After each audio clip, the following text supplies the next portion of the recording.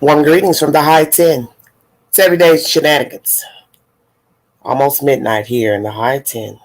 Thank you, AB, for having the Queen up briefly. There's new information pertaining to missing toddler out of Georgia, and I'm going to bring you that said information. I'll let a few of you get in here. Thank you all so much for tuning in, for viewing. Slow roll, that's okay. I've gone live late in the morning and today pertaining to this story, and I'd like to start off by saying I did not remember hearing that the babysitter Diana McCarter had called DCFS. I don't know what they call it in Georgia. We call it DHS here. That she called social services. She said that she did, so I had heard that on another platform that she had called. So I'm just going to say this, and I'm going to continue to say it. Even if she did call, I had already said in my program that in the end, even if you call, you don't know what the outcome is going to be. It may not be the outcome that you want or expect. 2, I still would not have stayed dealing with the family if I saw improprieties against the children, because I think it would be harder to continuously deal with a child knowing that he or she is being abused by their parent, guardian, custodian. And even if you're telling the grandmother, whomever you're speaking to about the abuse, you do have to use reasoning that you may be talking to the abuser. Yes, too little, too late. You're talking to the abuser. Your assumption may be that it's the bio mom beating up the child.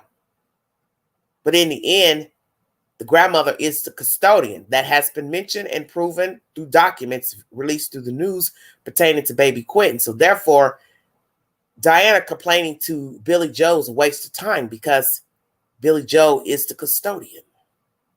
So you're talking to yourself. And I said that earlier in my live. Who are you actually speaking to? Nobody. Because what's going to happen? Nothing. Was DHS investigating this family for abuse of the children? I don't know. Will they tell us? Probably not.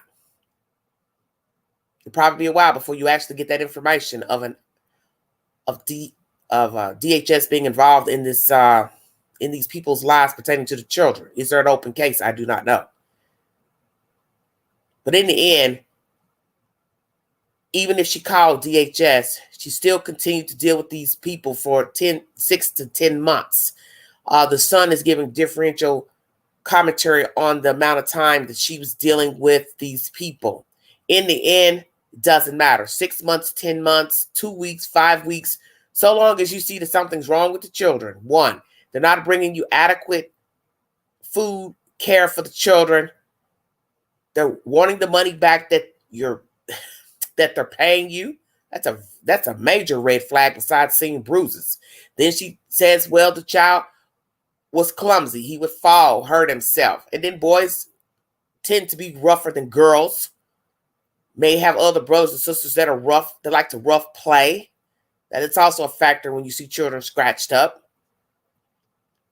But bruising to the neck would lead me to believe this is possibly a grown-up that did this. Hit the link if you want to give your opinion pertaining to this story and the information I'm about to bring you. The link is at the top of the chat. Hit the link, join the panel. I'm going to play the commentary, and then we'll chop up what is being said by the news. Thank you all so much for joining me. We continue to follow the disappearance of little Quinton Simmons, keeping you aware of any updates. Our Andy Cole has been following this story from the very start. He joins us now live from Chatham County Police Headquarters. Andy, tell us what's the latest. Hey, good evening, Shannon. Police tweeted today that they have seized evidence that they believe will help move this case forward. But I talked to a legal analyst who said it may be phones, just like this one, that helped find Quinton Simmons.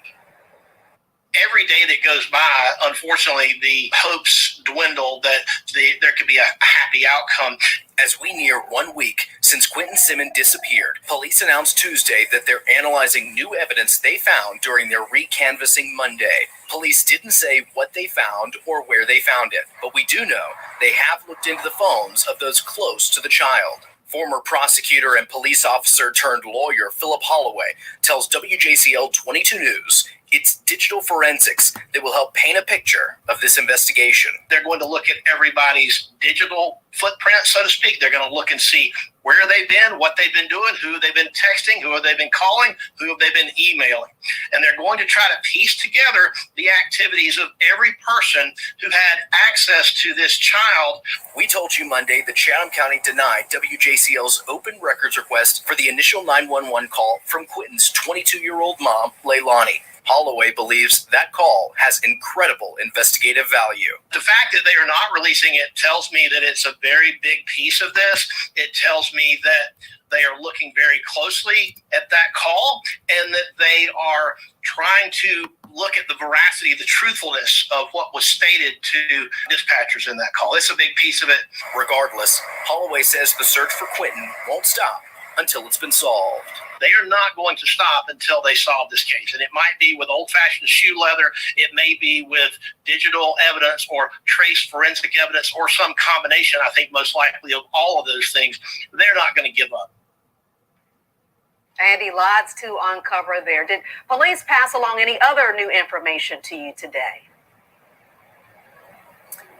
Yeah, not much more than the tweet I referenced earlier today. We did request an interview with Police Chief Jeff Hadley, but he did not make time, or he was not available for us. It's important to note that this is still a missing child case. Police have said that they are looking at it from multiple angles, but at this time, there's still no suspects. Shanna? All right, Andy, thanks so much for that report. We will, of course, stay on top of this story. All right, everybody. If you need verification for the information, oh, mercy. WJCL is the source, 22 ABC. Let's chop up what was said. New evidence has been gathered pertaining to baby boy Quinton. They will not release naturally what the evidence is, but this is coming from a recanvassing of the area. So I would assume it is whatever area they search, including the house. So is this evidence coming from the house, outside of the house, a little ways from the house, on the same property as the house, nearby the house, inside of the house, under the house? What is it that they have found? Is it in devices? Is it clothing? Is it hair? What is it? Now, that's the scary part, is the not knowing. Also, when they went to the house to search, naturally, the cops were wearing cameras. That information will not be released to the public. Reporters have asked for that, and they have been denied that access. The 911 call from the bio mother to the police department, that information will not be released. So many people will question why not. This is to preserve the investigation and to not alert any persons that are involved in the disappearance of the said child, and or worse, the demise of the child. Where is Quinton Simmons? Is he alive or is he deceased? Who are the people involved in getting the child gone? Is the child deceased? Start at the beginning. As far as the evidentiary material gathered, will it be something negative in the phone calls of each participant that lived in the house? Because we know that phone calls went out to a Diana McCarter, allegedly. This is what she alleges, that the bio mom or somebody in that house messaged her about the children not coming. Then she got another message hours later asking her, had she seen baby Quinton? Will those records be exact from the phone that belongs to Leilani? Will we see that same information in her phone? This woman is verifying that she has security cameras in her house to verify the comings and goings inside of her home. Will we see nothing? No child was brought to her last Wednesday. Today is almost Wednesday here in the high 10. So here in a few minutes, it will be 1 week that a report went into a dispatch pertaining to a missing child. Will her phone records match what Miss McCarter said was sent to her? What is the truth about what they told 911? Who actually saw the child that morning at 6 a.m.? Is that information accurate? Or are we talking about a child that went missing hours before? Possibly when the child got home from Miss McCarter's house, which would have been Tuesday evening. What happened when they picked up the child and took the child home?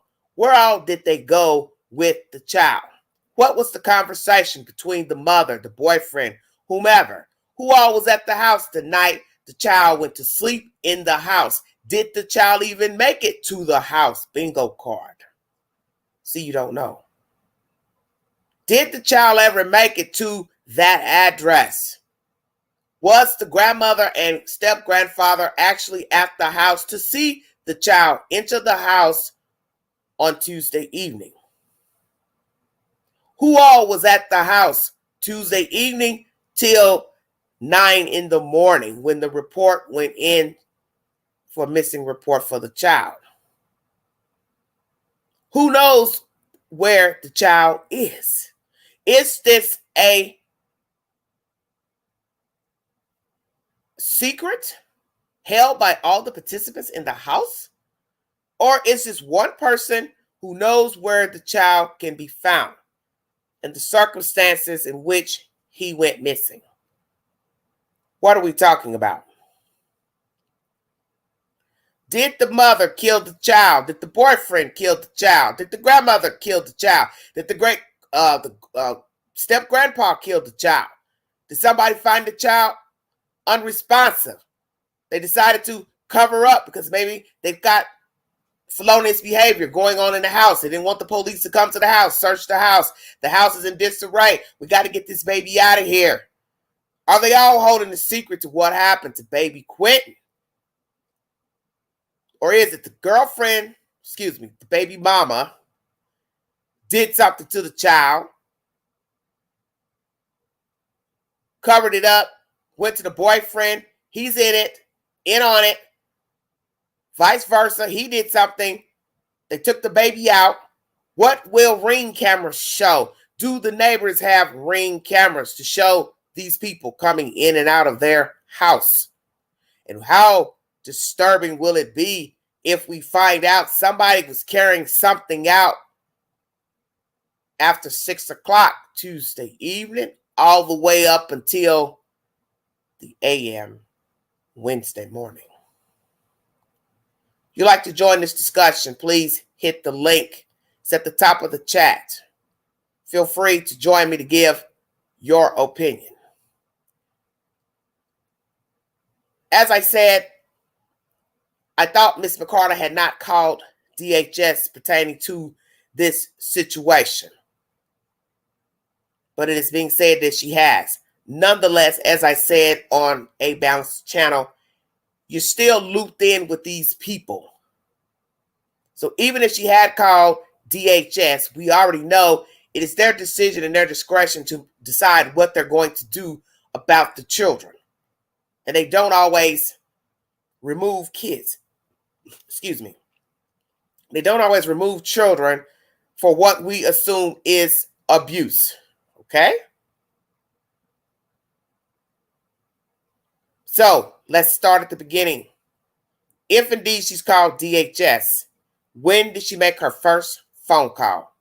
At what time did she make it?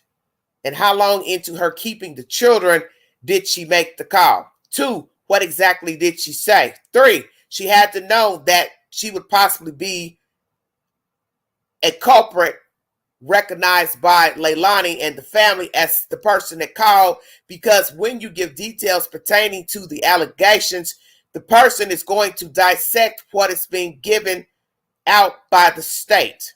And if you start dropping things that they only know that you would know, they're going to point the finger at you, Diana McCarter, as the source of the information. And you had to have known that there will be a fallout once they go to her home and ask her questions about the children. Let's dissect that for just a second, because I don't think some of you are realizing what was said.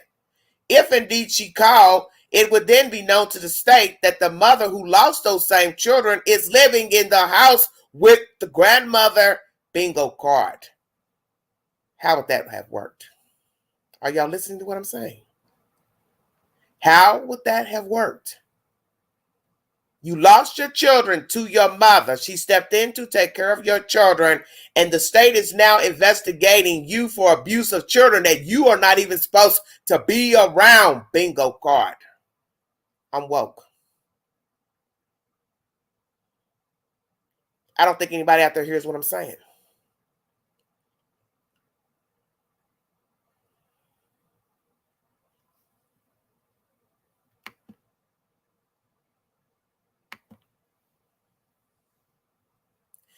The point I'm trying to make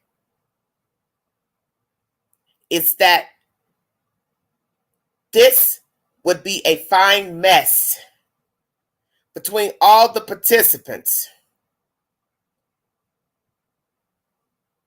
if they assume Diana is the one that called. Because she's had to have known nobody cared when nothing was done. And that's obvious now because baby Quinton is nowhere visible. So her going to the grandmother was useless. She is the sole provider for the child. Custodian, rather. She knew that daughter wasn't supposed to be around. That's the reason why she was granted custody.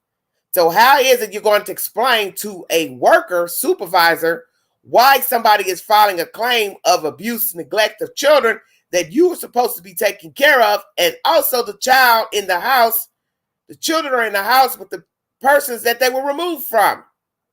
How are you going to explain that? See, this is messy. And as I've said, there is more to this story than what Miss Diana is saying. Because it always is. Because you don't really know what's going on behind closed doors. There is some smoke in the city. What was really going on in that house? Are all the people in the house using drugs? How was she going to put out the daughter and the boyfriend and the children? That was also mentioned. Documents say she was going to put out the kids too. So how are you going to put all these people out when you are the custodian of the children? So that means you'd have to be relinquishing your rights, Billy Joe, of the children. So who were you going to give the children to? Because you couldn't give them to your daughter because the state took them from her. And I'd like to know the circumstances from whence those children left her possession and why and when. Yes, ratchet family. I believe they're all abusive to one another. I believe they all have passed licks to one another.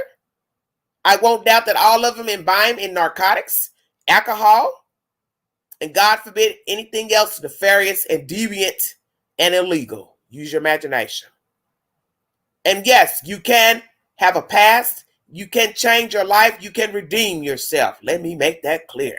But I don't think any of that was going on in this family because we have a whole baby missing. We have a grandmother on the news contradicting herself, talking bad about the daughter, the step-grandpa talking bad about her, but yet you're running up in the babysitter's house like a gangbanger. Trying to pass blame when you know damn well your daughter 9 times out of 10 did something to that child, the boyfriend, or possibly you yourself. And that looks guilty to me that possibly grandma's in on it because you don't know. Because you have to use common sense with what's been revealed to you.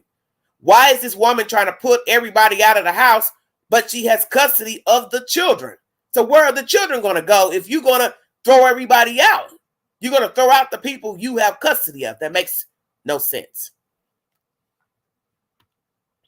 Yes, exactly, Brittany. The grandmother has shown her hand how she gets down. So if she can run up in a stranger's house as if she's going to go bowdy with somebody toe to toe, she could be the same person that was strong arm a 20-month-old kid, a 3-year-old kid.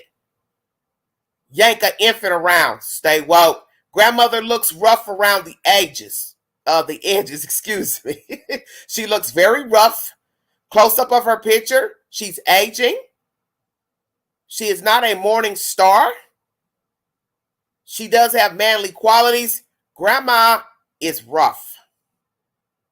And I won't doubt that Grandma can throw down. That's obvious from her going to Miss McCarter's home. You have to use reasoning with what's been given to you. This house is chaotic. And usually the person that screams the loudest is also a part of the problem. And who's to say that Billy Joe don't get crunk herself? We don't know too much, but we know enough. Bad criminal record from damn near 20 years ago with drugs, prostitution, larceny, and running up in people's houses. It's not a good fit for children. And we don't know how long Grandma and Grandpa are staying away from the house. So that leads you to know that the children are in the custody of the person who was supposed to have lost custody of them, which is Leilani. So why would you leave your children, your grandchildren, with the bio mother, and you are the one who just got custody of them? That makes no logical sense.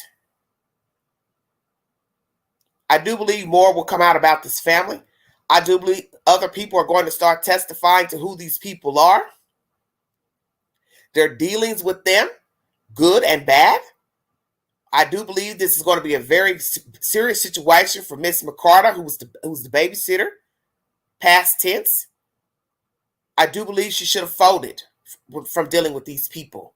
Because the one thing you have to always remember about situations, you don't have control over other people and their decision making. You can't make those people treat the children better.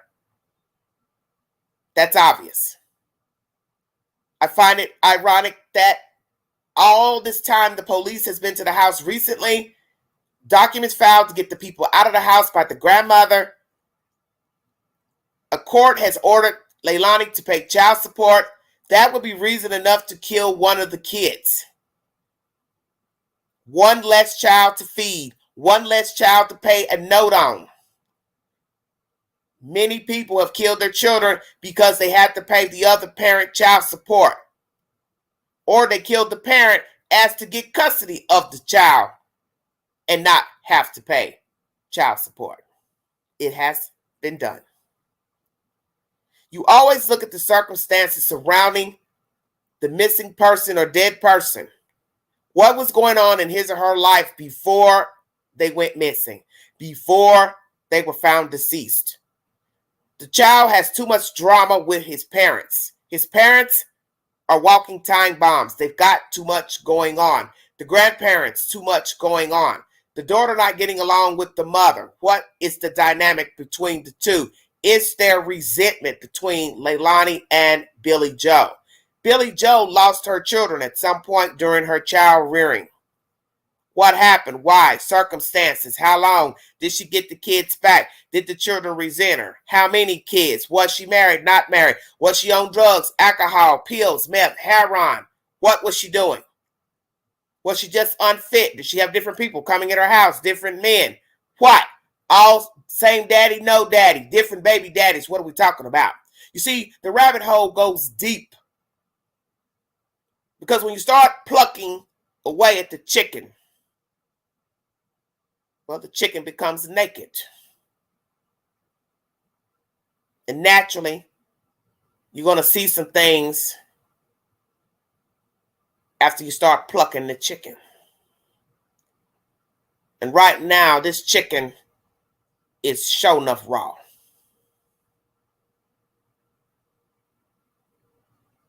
Will the version Leilani gave law enforcement be the same version she gave Diana McCarter, the babysitter? And will it all match the dispatch call to 911? Because we have learned that what I tell the police, I may not tell the dispatch. Stay woke now. What I told the dispatch, I may not have told the babysitter. What I told the babysitter may not be what I told my mother. Do you see what I'm saying? Because you have too many moving parts in this story. 911, police, babysitter, mother. How many versions have been spun differently by Leilani?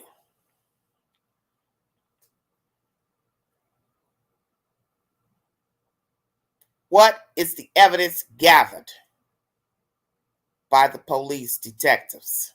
What did they find when they went to recanvass this home? Inside of the house, outside of the house, the attic. Is there an attic? Basement? Crawl space? Cellar? Around the pool? Drainage pipes? Is there a well on the property? What are we saying? Did somebody try to flush something down the toilet? Didn't flush? Why did they drain the pool? None of you've asked that in my last live. Why did they call the fire department in to drain the pool? It is still warm in most places in the South, so that means you could see to the bottom of a swimming pool. It's not like you're in murky water, black water, swamp water, so why would they need to drain the pool? You could see to the bottom. Even in the deep end, you could see. Couldn't you see? Possibly.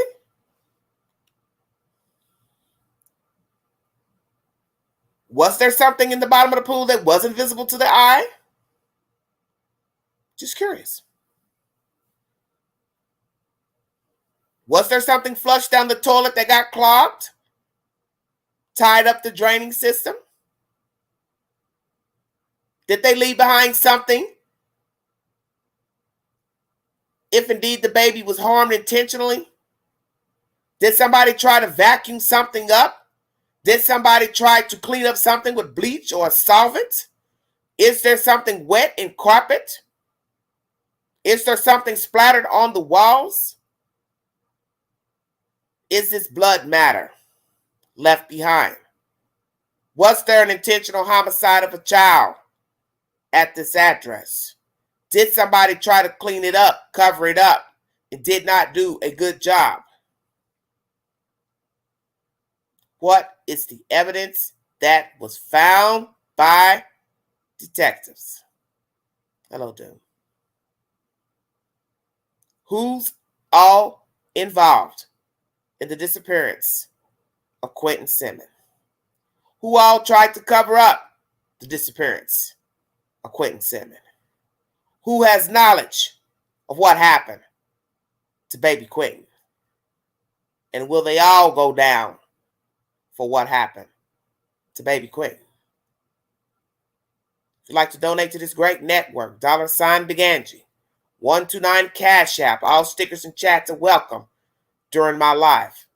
95 viewing, amen. Thank you for joining me.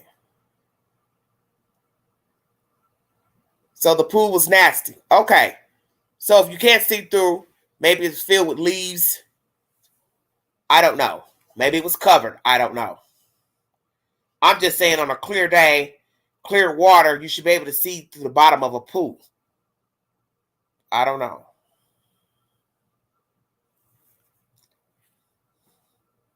Well, I find that interesting. Let's say for the record, the pool was nasty, not working, hasn't been cleaned, hasn't been used. Why not? Why would you have a pool and not have a working pool? Although the children would be too small to possibly be in the water. Naturally, they couldn't be unattended at their ages.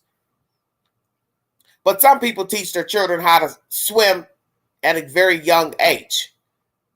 So I find it interesting that they wouldn't have a working pool. So why not? Why not have a working pool? If you're new to this network and you have never spoken before, feel free to hit the link. We like to hear different opinions pertaining to true crime. And I promise I'll play nice if you come up here. Hit the link to give your opinion pertaining to this very baffling story out of Savannah, Georgia. What is the truth pertaining to this beautiful baby boy? Are we now talking about a child that is no longer alive? And it would be nice to assume that he is alive, but as I always tell people, hello Zena, that if somebody gave their child away or sold their child, you know you're going to get caught by reporting the child missing, because they're going to check all devices, computers, iPads, apps, Google searches, Gmail, or any type of email service you have, messenger devices, messenger apps, and talking apps. They're going to search all of that. Thank you, Pigs. Thank you so much. Thank you, Brittany. So, therefore, you won't get away with anything that seems suspicious. And as I said, you're going to always look at what was going on in the life of the person that was missing. So this is a very serious situation, eerily similar to Miss Collier. Miss Collier was an adult, but I do believe she enabled her daughter, who was a drug addict and had a lot of problems with the boyfriend. Now, you fast forward, we're talking about the same state of a missing boy child, and drugs has been mentioned in the same storyline. Chaos and chaos in the family. Now baby boy is missing. They're same in nature. They're same because you have people who didn't know when to fold. People who carried the torch in situations that they should have bowed out. People who have addictions, thievery, stealing, lying, manipulation. They're all the same. One's up in Athens, Georgia. The other one's in Savannah.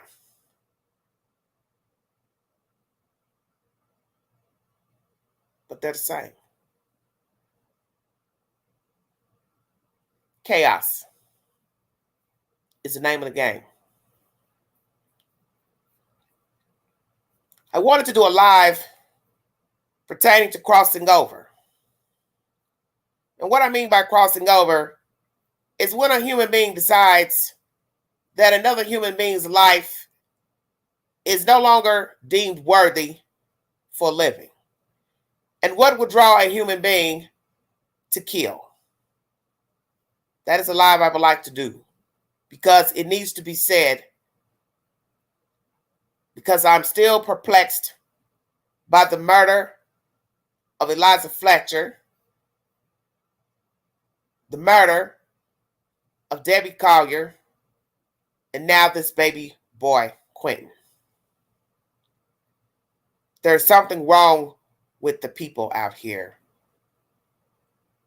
Because in the end, each case will have its own reasoning for murder, kidnap, robbery.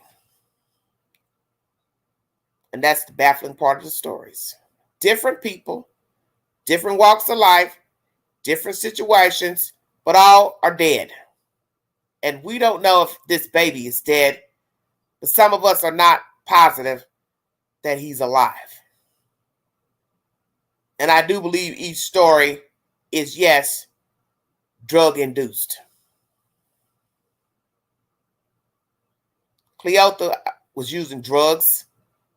Fentanyl found in the victim. I don't believe she injected herself. I believe he did that to her. Drugs, cause of Miss Collier no longer being alive. And I do believe drugs is the method for this Also, I believe the baby mama didn't want to pay child support to the grandmother.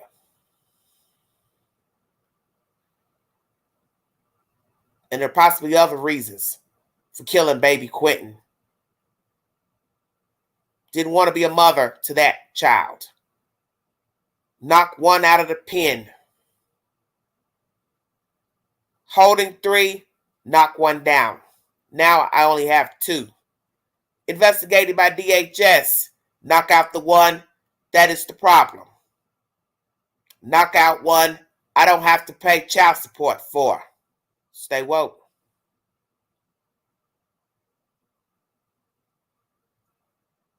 Hit the link. 99 viewing. Come on, you guys. Too many people in the chat not to hit the link.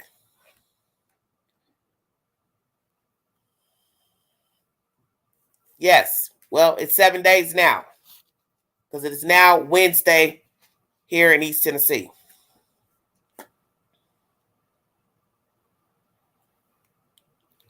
Same time in Georgia. Hello, Brittany. Yes, every day. Murders, babies. Nobody's walking out of a house, and you know that. Can the child open a door? Can the child crawl out of a play pit? Was he very petite for his age? So could he reach over and climb himself out of his playpen? How big was the playpen? Was that his bed to sleep in? Why didn't the child have a baby bed? You all don't ever ask the questions that I ask. Why is that? Come on, you guys.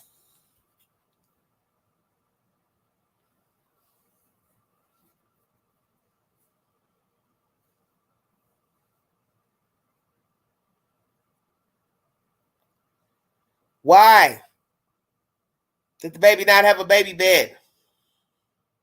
So we're going to go here.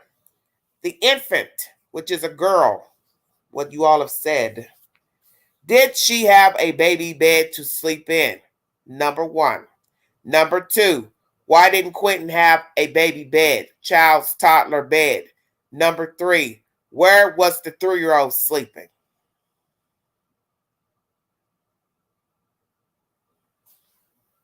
I have a guest, finally. Woo, tough crowd. Am I echoing? No, go ahead, sweetie. I don't know why I was echoing so bad last night. This is crazy. And, it's just crazy. I feel like we knew they were all crazy, but to watch that grandma, girl.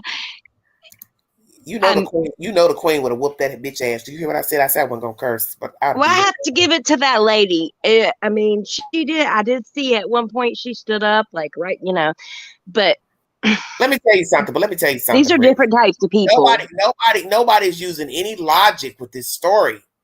You don't let somebody walk up in your house and start talking crazy to you about stealing a child when you just got off the phone with one of them.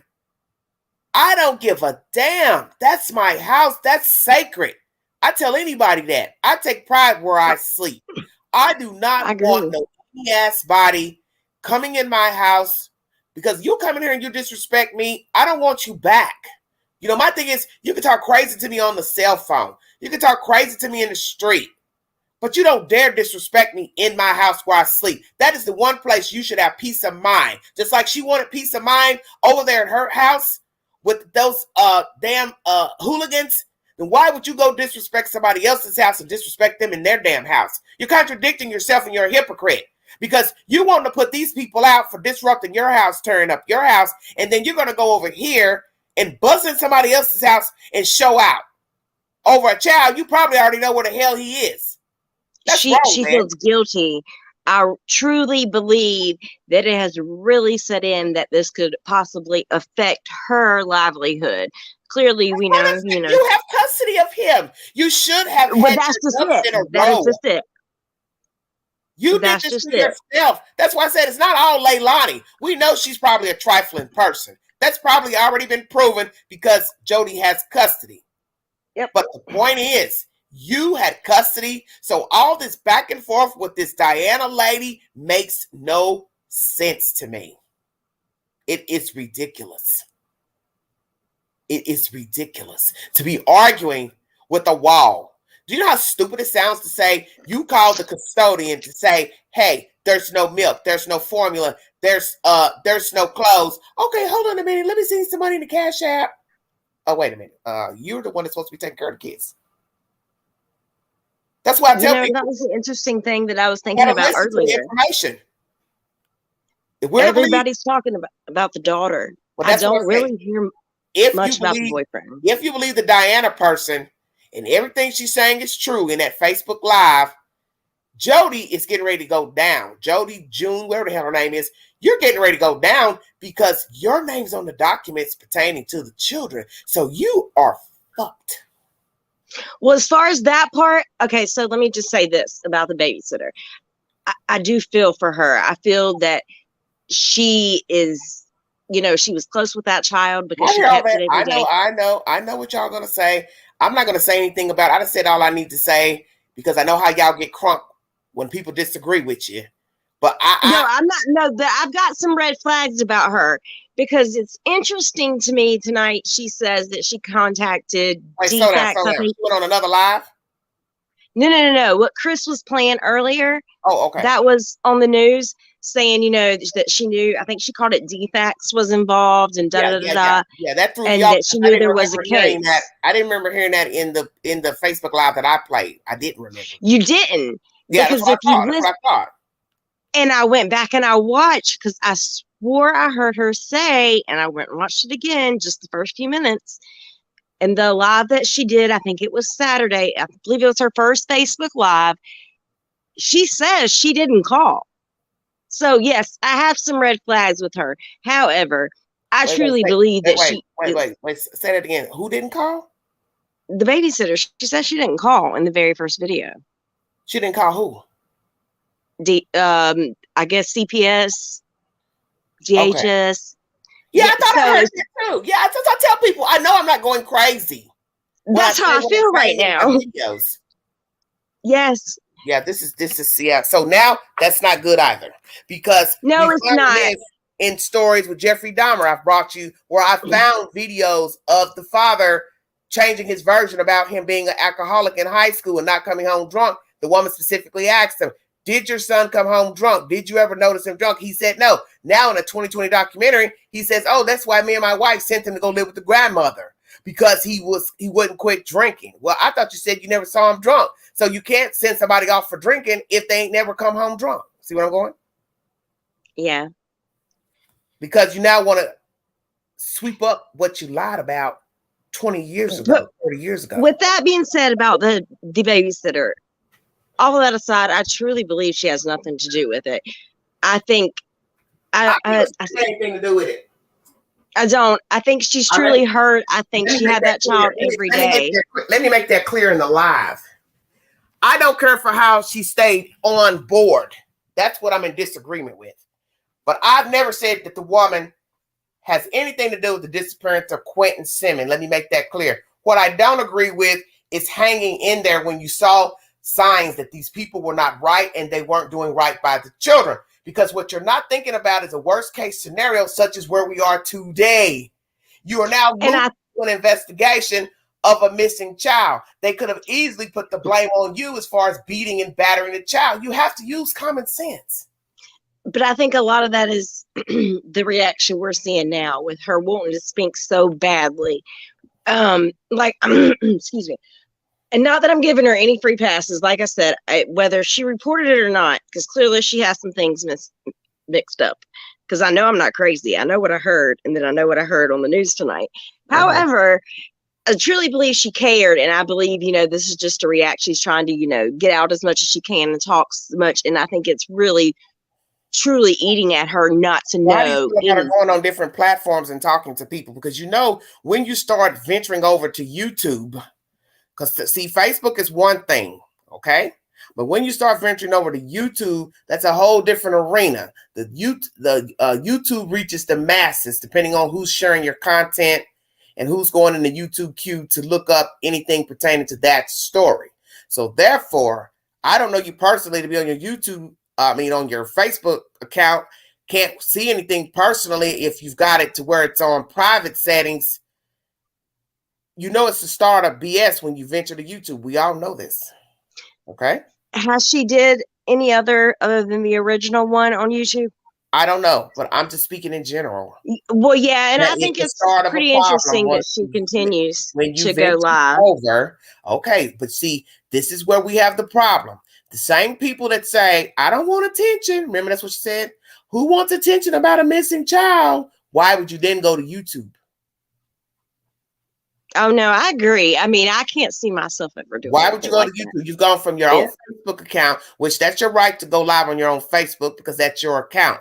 But when you leave Facebook to go to YouTube, then you're going to look up and be doing more channels. Then next thing you know, you got your own channel. That's when people are going to start looking at you different and say, well, maybe you're not as pure. You may not have nothing to do with it, but you're banking off the after effects of what is going on with the child. You understand what I'm saying? Kind of like how people write a book, people start getting angry. Why are you writing a book and blah, blah, blah? People start arguing over what you should and shouldn't be doing pertaining to a true crime. Yeah, I agree. I think it's really truly hit her though that something horrible has happened to the child. Like I said, regardless of what she may have seen in the past, and like I was reading in chat earlier, somebody in your chat said about the older lady that spoke out on the news. She was scared to even show her face. I wouldn't have right. Because the thing people don't understand, it's like I don't understand how anybody thinks out here. Somebody has possibly killed the kid. Okay, listen, if the child isn't sold, if the child hasn't been bartered, however you want to look at it, let's say the child's deceased. Somebody deliberately killed the child, hid the body, whatever, however you want to word it. Somebody did that. He didn't do it on his own. He's not even 2. So therefore, you're now living on the same street with somebody that killed a baby. And even though it's a cowardly act, they still took our life, a defenseless life. So, and one of the family members ran up in your house. Do you want to be talking out loud and venturing out and possibly be fearing for your safety because you don't know what these clowns might want to do? The woman already showed you she'll walk up in your house unattended. That should tell you something right there, that you're dealing with people who are not sane and sound. Exactly. That's mind-blowing to know. Well, it's so now you're going to be anybody would do that, but and people are going to be running back repeating, yeah, let me tell you what you said on Facebook. Yeah, let me tell you what you said on YouTube. You the one got to live over there. This is what I keep trying to tell people about people that love jumping up on YouTube. You all get so fascinated when they come out and start talking. You get so fascinated when they go to somebody's channel. Girl, let me tell you, you got to go over here. You got to go over here. But guess what? You wouldn't want to be in their fucking shoes. Because you don't know what can pop off from getting up there running your mouth about what Paul said, what Dick said. Do you see where I'm going? Because in the end, when the lights are dim, like right now, it's after 12:30 here in East Tennessee and Georgia, you got to sleep up in that house across from them fuckers. I don't. All the people in the chat, chatting and talking and sucking up all that information, they don't live in Georgia. They don't live on that street. And they ain't the ones got to go in and out to their car. They ain't the ones got to be worrying about their kids. That's what you all are not focusing on. Is that lady has to live on that street across from these people. It's sad. I mean, you think about all the work that people are doing, and all these people talking about it, the YouTubes, the news. Well, that's what I'm saying. Somebody knows exactly where this baby is, and that's sick. Well, let's go here. What is the evidence you think they found on the second recanvassing? I don't know. So, about the pool. So I was going to tell you this. Within the first few days of him going missing, I found it odd that they used the words they dove in the pool, but obviously the pool was pretty nasty with algae, and I don't know if you know much about like cleaning a pool, but I have a pool. You have to stay up on it, especially if you want to keep it like. Well, that's why I was asking tonight. Yeah. Why would they not keep the pool sanitized, considering they do have children, and most people like to teach their babies how to swim young? Well, you know. No, I don't know. That's why I'm asking. I'm just saying these people are different. That's all. When I saw that grown lady running, I still can't get over it. I'm just like, I mean, I know people are crazy, but this is somebody to think that you've gotten custody of your daughter's children, and I'm just trying to picture my mother doing that. The point is, we do not know these people, and they're giving you a glimpse of who they are. There was no reason for her to run up in her house, even if she heard her say something to a neighbor or gossip got back. You still don't open somebody's door. I'm sorry, let me say this also. So let me say this. Okay, so they came, they dove in the pool, whatever. Obviously, it was really nasty, so they drained it yesterday. And, you know, I can't mention that last night. Like, that's weird to me. Why would they drain it? Because, you know, I don't really know what they could find. And then AB had mentioned, like, fibers from the child's clothing. And so that kind of made sense for the forensic. I have you to know.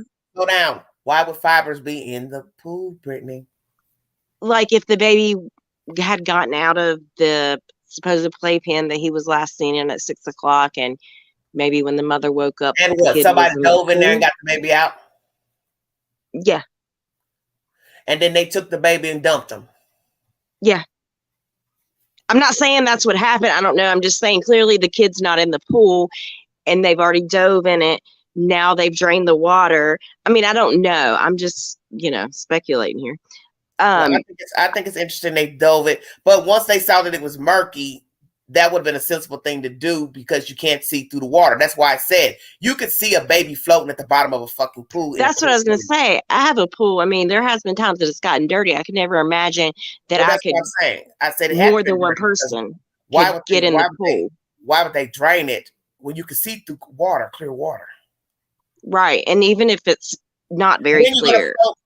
And then too, you would float to the top at some point. Right. Right. So, I mean, I don't know. I'm just guessing, but it blew my mind when I saw this morning that the grandmother posted on her Facebook page, which has now been deleted, but it's out there for people to see. People, you know, of course, snippeted it.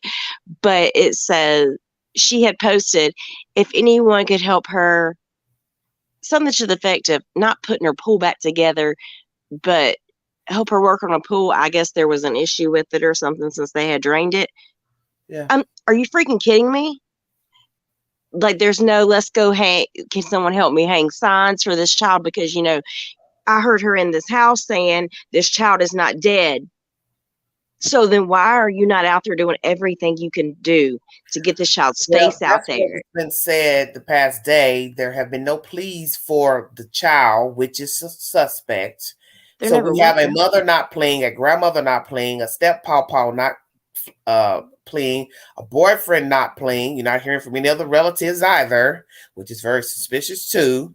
Where are your other friends? Where are your other family members? So you have to watch all those type of things because those things are evident to what type of people we're talking about. You have nobody coming forward to just speak diligently. Hi, can you help me find my child? He's this height. He's got this color hair, this color eyes. There's no crying to the news. Once again, suspect. Because as I've said, you don't know these people, but they have given you a glimpse of who they are by one, Miss McCarter coming out speaking, then this woman running up in her house, Facebook posts, affidavits from court of her wanting these people out of her house, the court issuing the baby mother to pay child support. You're getting a glimpse that these people are chaotic. They're chaotic. Yep. They truly are. And a part of me was kind of surprised that the news published that in a way. Why not? I guess maybe with it just being... Well, but that's recent. They're going to publish any type of altercations that anybody had in a house. That's why I always said there's more to the story. What you're seeing from the news, that's probably nothing compared to what has really gone on with all of these people. Right. Like I said, if, you know, just a little bit of what the babysitter said about, cooking food and wanting to do a prayer circle. If that made somebody react that way, just over a disagreement. I mean, just to think that's how they react over a disagreement is absolutely amazing to me. But let's go here. I want you to think about what you just said. If you will pop off because somebody said they wanted to cook food for you and have a prayer circle, that means McCarter has already seen this in these people because she's ignored every time you sent her text about the bruises on the baby. Bingo card. I keep telling y'all to pay attention. You ain't just now saw Billy Joe pop off.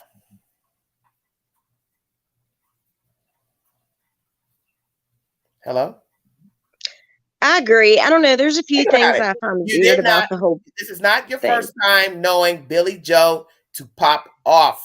You've said it too many times. I kept sending texts.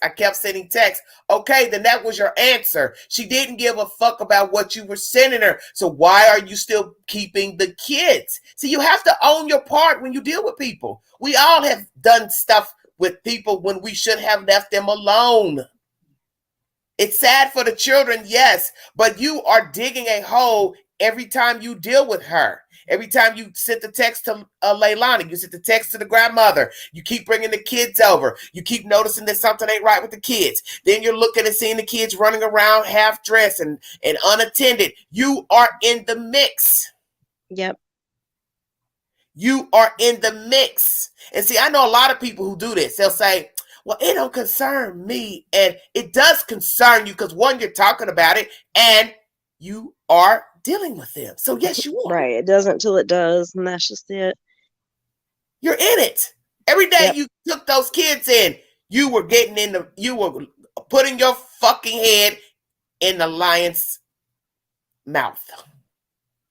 Yeah, and you're exactly right. I mean, because honestly, Georgia's not very far from where I live at all, but she's doing them a favor. What was that? So $30 a day, 2 kids. She was on charge. So that's $150 a week. That's chump change. That was a favor. That's a favor, in my opinion. Yeah, with for 3 kids, children, with three kids, normally a day would probably be about what? $70-something a day, maybe per kid. I don't know. I know when my child was young, I paid $400 a week. It's going to be quite a bit a day. Yeah, definitely. That's what I'm saying.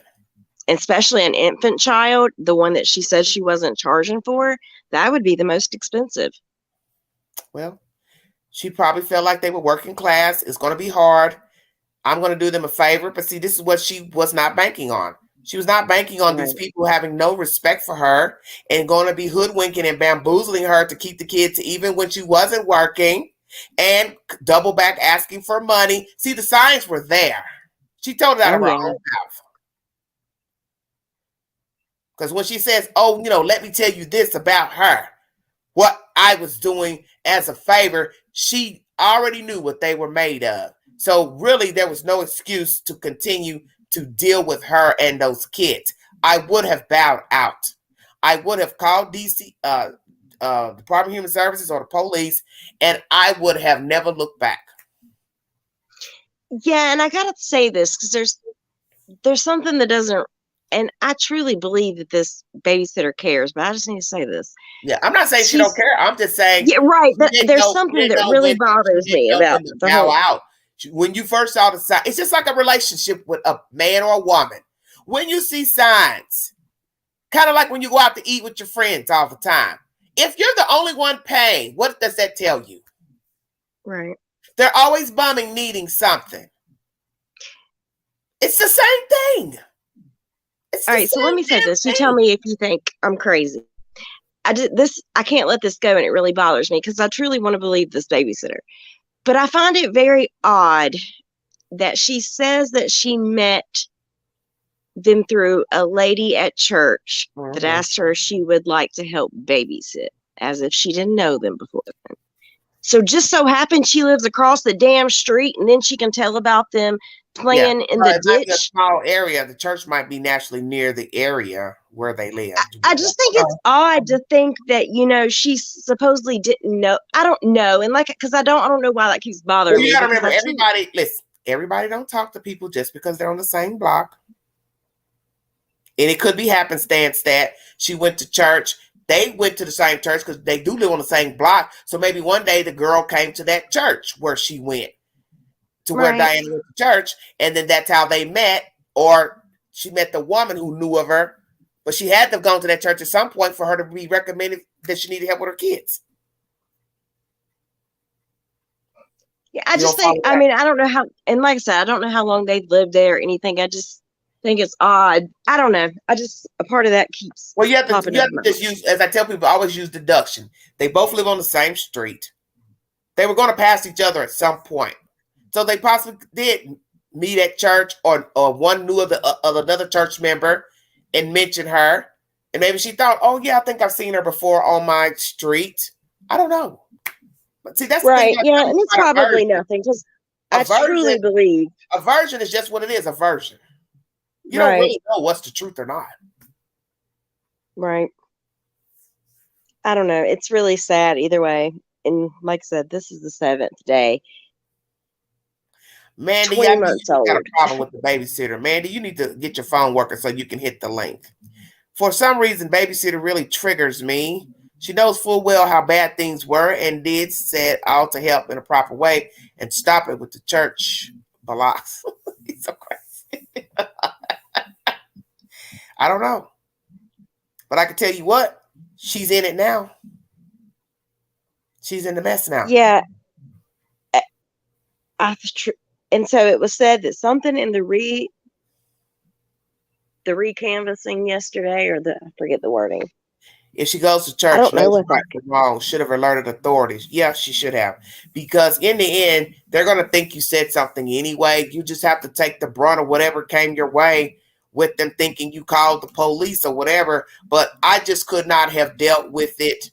I've been in a situation before with neighbors, and I babysit their kid many years ago, and it landed me in fucking juvenile court. So this is why I speak from experience.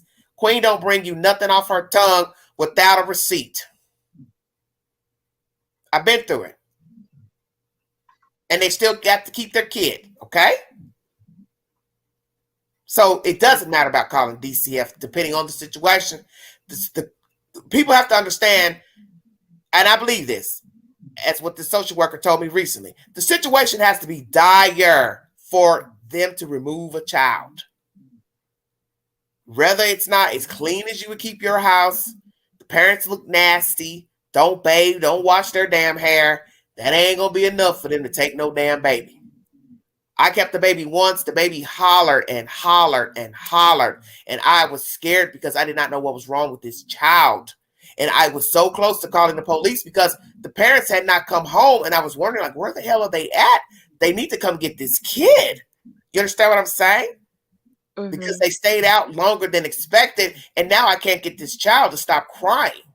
And I was scared because I didn't know what was wrong with the child. I didn't know she had an ear infection, what was wrong with her. But see, they weren't keeping her up like they should have. Because they didn't keep themselves up. So here I am with these two mangy ass people keeping their kid. The woman who was with them lost all her kids before. And here she is, an older woman having a damn kid by this younger guy. Do you see where I'm going? Yep. The mother had no business having this baby. She lost her children to the state many moons ago, all her kids. And here are these two misfits having a baby, and neither one of them need a kid. And I later found out many years ago that child ended up being adopted out. So I knew what I was talking about. They were unfit because they weren't taking care of that child because she was screaming so horribly. She was sick and they weren't taking care of her. Then you find out years later after going to court and they still let them keep the baby. She's ended up adopted out. Well, why was she adopted out? Because something came up again. That's sad. I don't know. It's hard for me to even. Well, the lady's lost all her kids, so that's the point. Yeah.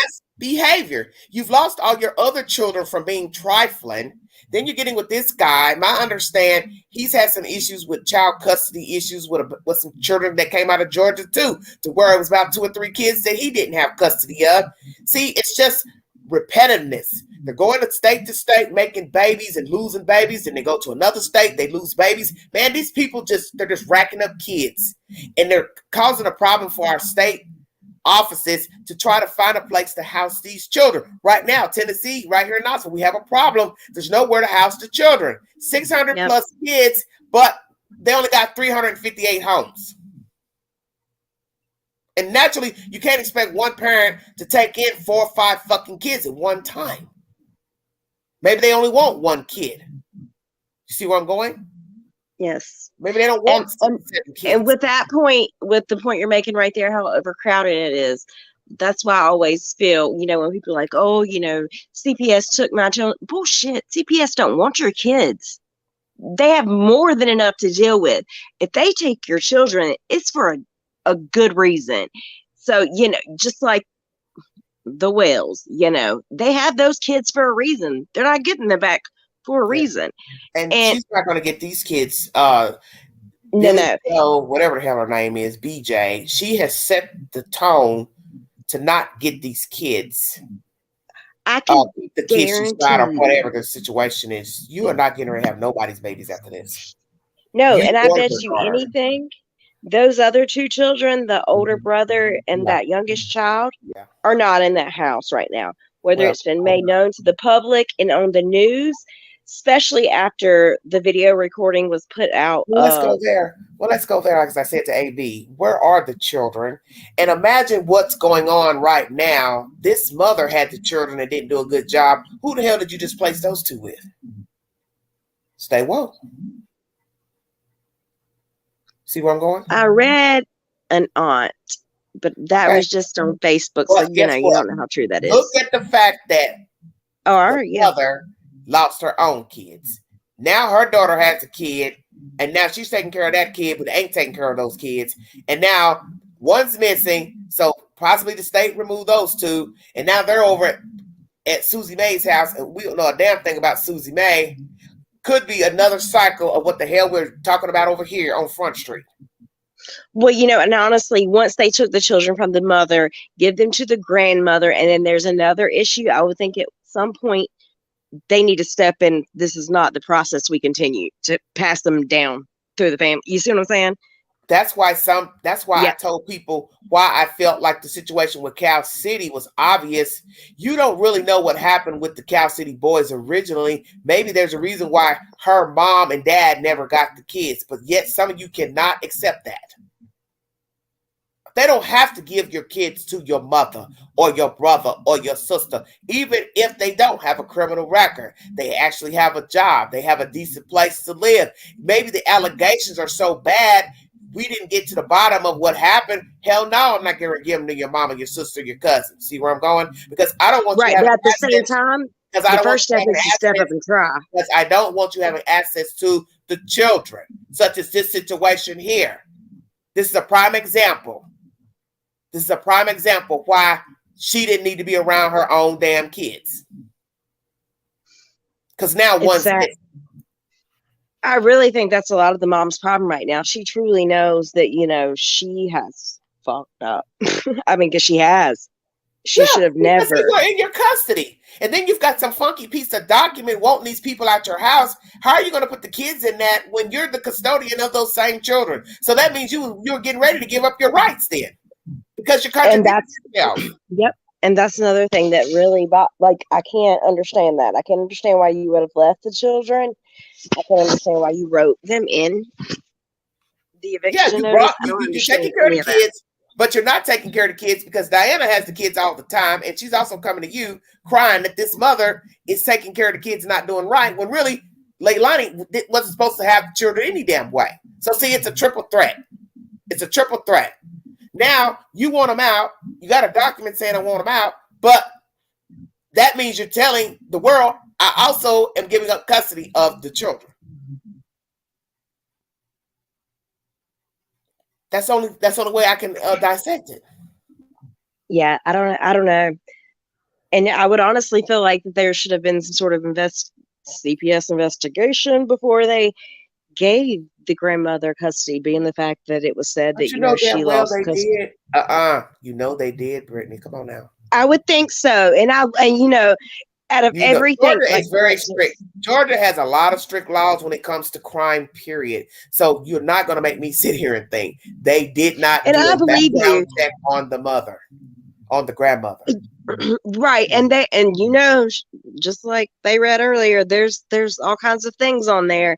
So and Okay, I hate but to, and truly, maybe she that had means they changed. ignored him.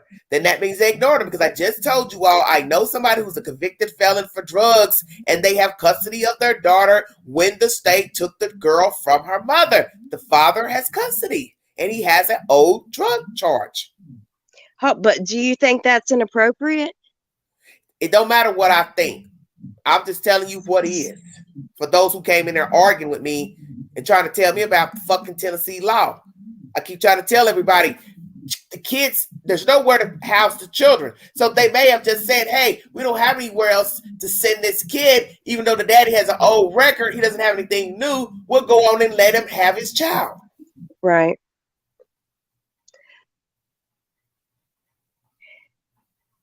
And somebody says the boyfriend went back to Atlanta with his family, is putting in for custody for Sky, supposedly, and the children are with the aunt. yeah, that's what I heard. Gone back. How interesting. So let's So talk that would about mean that. that he has separated himself from her. Should he get custody of that little girl, of his infant? Because we might be starting the cycle all over again if he's not the type of person that needs to have a child. Because in the end, you have to ask yourselves, why would a grown man be living with a woman and her parents and children when she's not even supposed to be around her kids and have custody of a bingo card? Why are you not working a stable enough job to afford a nice little apartment for you, her, and that baby? Because logically, she only has one child, which is the little infant girl. So you couldn't find a 1-2 bedroom apartment somewhere for you and her? I don't believe that. And I know the housing market is pretty bad right now, but if you were viable and up doing what you're supposed to do, you got decent credit, you can find an apartment, find a house, find a duplex, find a trailer. You do what you have to do. I agree. And, and it was probably just easy for them because, like the mother and grandfather being gone for weeks at a time. So that's probably, it was just easy. They weren't interested in having a better life. And hopefully, God forbid, I would love to know that. But people lead by example. If I see that you going to let me come stay in your house rent free, I agree. What I want, whatever, why am I going to better myself? If I don't have any intuition to do better, I'm not going to do better. This is the reason why people have these type of family dynamics and problems, because you don't put your foot down. You should have never allowed her back in that house. You took those children in for a reason. Why the fuck would you let her come in there and stay with that boy? Then now she's knocked up with another baby. And the cycle just keeps continuing. I'm wondering, and this is just thinking of the timeline of things. I'm wondering if the mother, knowing that the daughter shouldn't be there, like I said, this is just speculation, knowing that she shouldn't be around the other children because she doesn't have custody, shouldn't be living with them. Once she had that other child, the little girl, I don't believe it was in July, maybe, that she agreed to let them move in thinking, things would be better. And that's where it all went wrong. I understand that the mom would have been wrong. It's the 1st of October. Think about what you're saying. Right. But so that would make the baby's 4 months? I'm just saying. Think about what you're saying still. It's just the 1st of October. If you let these people come in near the middle of July or the middle of summer, you already filing paperwork to get them out your house. That should tell you something. Mm-hmm. The jump off was quick. Right. No, and I agree. And you already knew what she was about because you already told the news about trying to give her a second chance, this and that, and she stayed in the trouble. The point is, you knew your child before you let her come back with this boyfriend and baby. What happened to where she and that boyfriend were staying with the baby?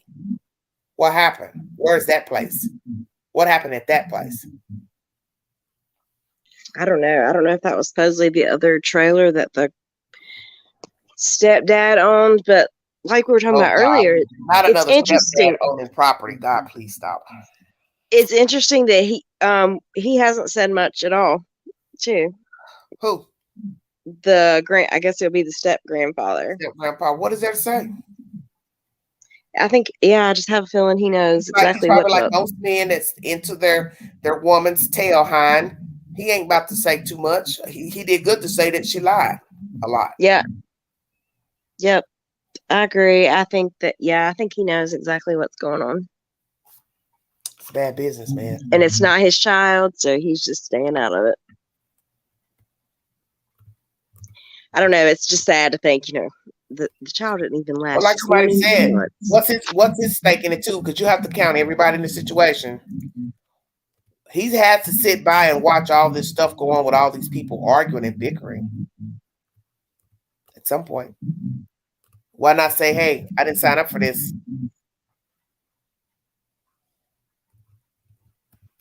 Right. I love you, but I didn't sign up for your kid problems. How about that? So that's why. Because it's one thing to raise a child, to start all over and raise two. But the point, as I've made to the chat, is that you are a willing participant in the bull that you allow yourself to be immersed in. So great grandpa, whatever you want to call him, step grandpa, he's jacked up too, because you are in this with your wife and these kids, and it's no telling how long they've been married, how long they've dealt with the daughter and her baby making machine problems. See where I'm going? Well, 22, 3 kids, 3 different baby daddies. That's my point. So that's why I'm saying grandpa probably have been with her for a few years or more. So he has been a witness to all this junk in the life of Billy Joe and her children. We don't know how many more children Billy Joe has, what other wrangling she's gotten herself into. We really don't know anything about grandpa. See, the circle can go round and round and round till you can't spin it any further. Because you don't know these people. Yeah, I agree. There's some things I'd like to say that aren't YouTube appropriate. But yeah, they're not. I can sum it up by saying trash. It's just a bad situation. And I'm telling you, there's way more to this story than what you're seeing and hearing. And I think it's interesting what was said when Chris Thorns played that video of her saying whatever she's saying. What the hell was she talking about? I'm a felon working on a... See... No, tell me what it meant, Brittany. I don't know. So number one, I need to know when it was posted. And I need to watch it a few more times. But from what I did understand her to say, I know plenty of felons. I'll be very honest. None of them are dangerous felons or anything like that. However, none of them are proud of it. None of them would ever make a YouTube to say I'm a felon and I'm, what'd she say, working on a Sunday, something. I don't know. Something exactly about a bubble. I want to know what that meant. If anybody in the chat knows what she meant, put it in the chat. I don't understand what she's talking about. What is she? I can't remember it now. Working on a double to make it bubble? Working on Sunday to make a bubble or something. I don't know. It sounds like street talk, what it sounds like. I'm trying to see if anyone's respect.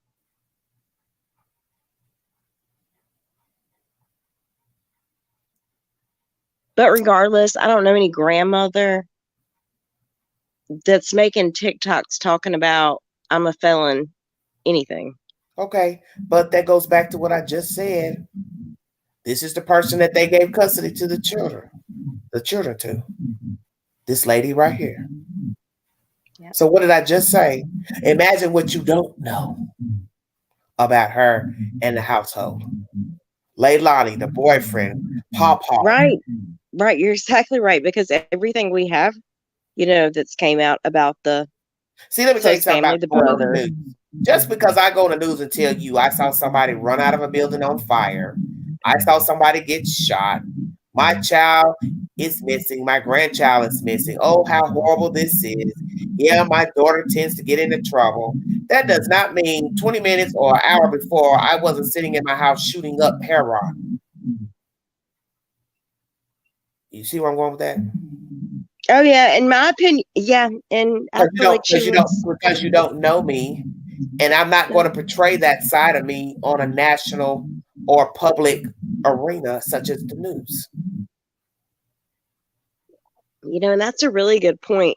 When I think about how she responded about her daughter on the news in that very first interview. So you talk about your daughter like a dog, but then you'll go bust into somebody's house as if you don't think your daughter could be the one that did something to the child. That makes no sense. But I believe you did that because you have a guilty conscience about what happened to Quinton. You know what happened to Quinton, or you got an idea of what happened to him, and you wanted to use Diana as a scapegoat, and that's why you busted up in her house. But see, I would have knocked her out. Billy Joe wouldn't have been running nowhere after that. I'd have picked up a frying pan. I'd have said, let me tell you something. Billy Joe, won't you sit right here? I'm going to get your cold drink. And I'd have came back and I'd have beat her down. If I couldn't use my hands, I'd have beat her down. I would have taught her, you will never go run up in nobody else's house accusing them of stealing no damn kid or selling no kid.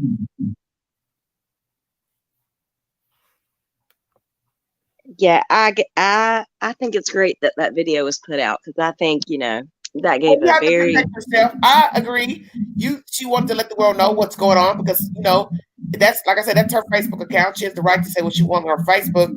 But all I'm saying is it was the perfect setup to throw her under the bus. So now you see what they think of you. That's why I made the live this morning or yesterday morning, was to show you all and show the world. You go out here fucking with these street people, you are going to get burned. Because as long as people stay in drama, you will be looped into the bullshit. I see it every day. I've been a witness of it recently. As long as you fool with street people, as long as you deal with people that stay in drama, it's only a matter of time. Your name is going to be in the mess. Don't think it won't, because it will. So she had ample enough time to cut them off and leave them alone. I would have never dealt with her once I saw how she was carrying herself and bringing those kids over there without no milk, no formula, Pampers. I've been done with her. Because to me, that's showing me a sign you don't care about your children. And I'm not going to be caught up in your drama with your kids. That's just how I rock. I agree. I can't hold on to feelings about a kid that I didn't even know. I agree. I agree and I disagree. I can't see myself putting myself in that situation. She would have never got attached. Listen. She would have never got attached to those kids had she left them alone in the beginning when she saw they wouldn't even bring formula. Come on now. That's the beginning. That's the beginning. If you're not even bringing me diapers as soon as you drop your kid off, that's a sign right there. I don't need to be keeping your kids. Because that's just showing you there is more bullshit that's getting ready to jump off of these people and these children. That's a perfect example. Damn, they don't want to bring Pampers? So what do you want me to do? Go out and buy Pampers for a kid I don't even know? Come on now.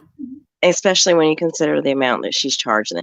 I get it. I do. I get it on both sides. I can't say I can go either way. I would have used day one when that happened. I don't know if it was day 1, day 5, but the very day they came to me with no formula, no Pampers, I would have kindly said, you know what? I see this is about to be a problem. And I was just trying to help you out. But since you don't have it together with your children, Pampers, this and that, I don't think I'd be a good fit for somebody to keep your child. That'd be the end of the discussion. I get my money, got my money. I'm done. We don't have nothing else to talk about. I'm not going to sit here and argue with you about Pampers and milk.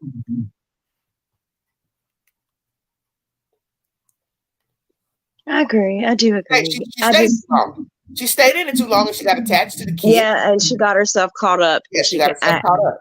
Yeah, she did. Yeah. I mean, and that's the part that makes me feel bad for her. I can't say that I don't feel bad for her. Now look at the end result of getting caught up and falling in love with these kids. It's eating her alive. They turned on you, and then they go run up in your fucking house and accuse you of stealing a damn baby. Yeah. Now, that's what you get for being nice. That's what you get for being nice. A good Samaritan. This is what you get. You can't tell me this is the best result, because this ain't. No, but at the end of the day, she knows she didn't do anything wrong, regardless of what they are, accusing Well, I don't her think of. anybody probably believed that. Right. I don't think many people believe she did anything with the child.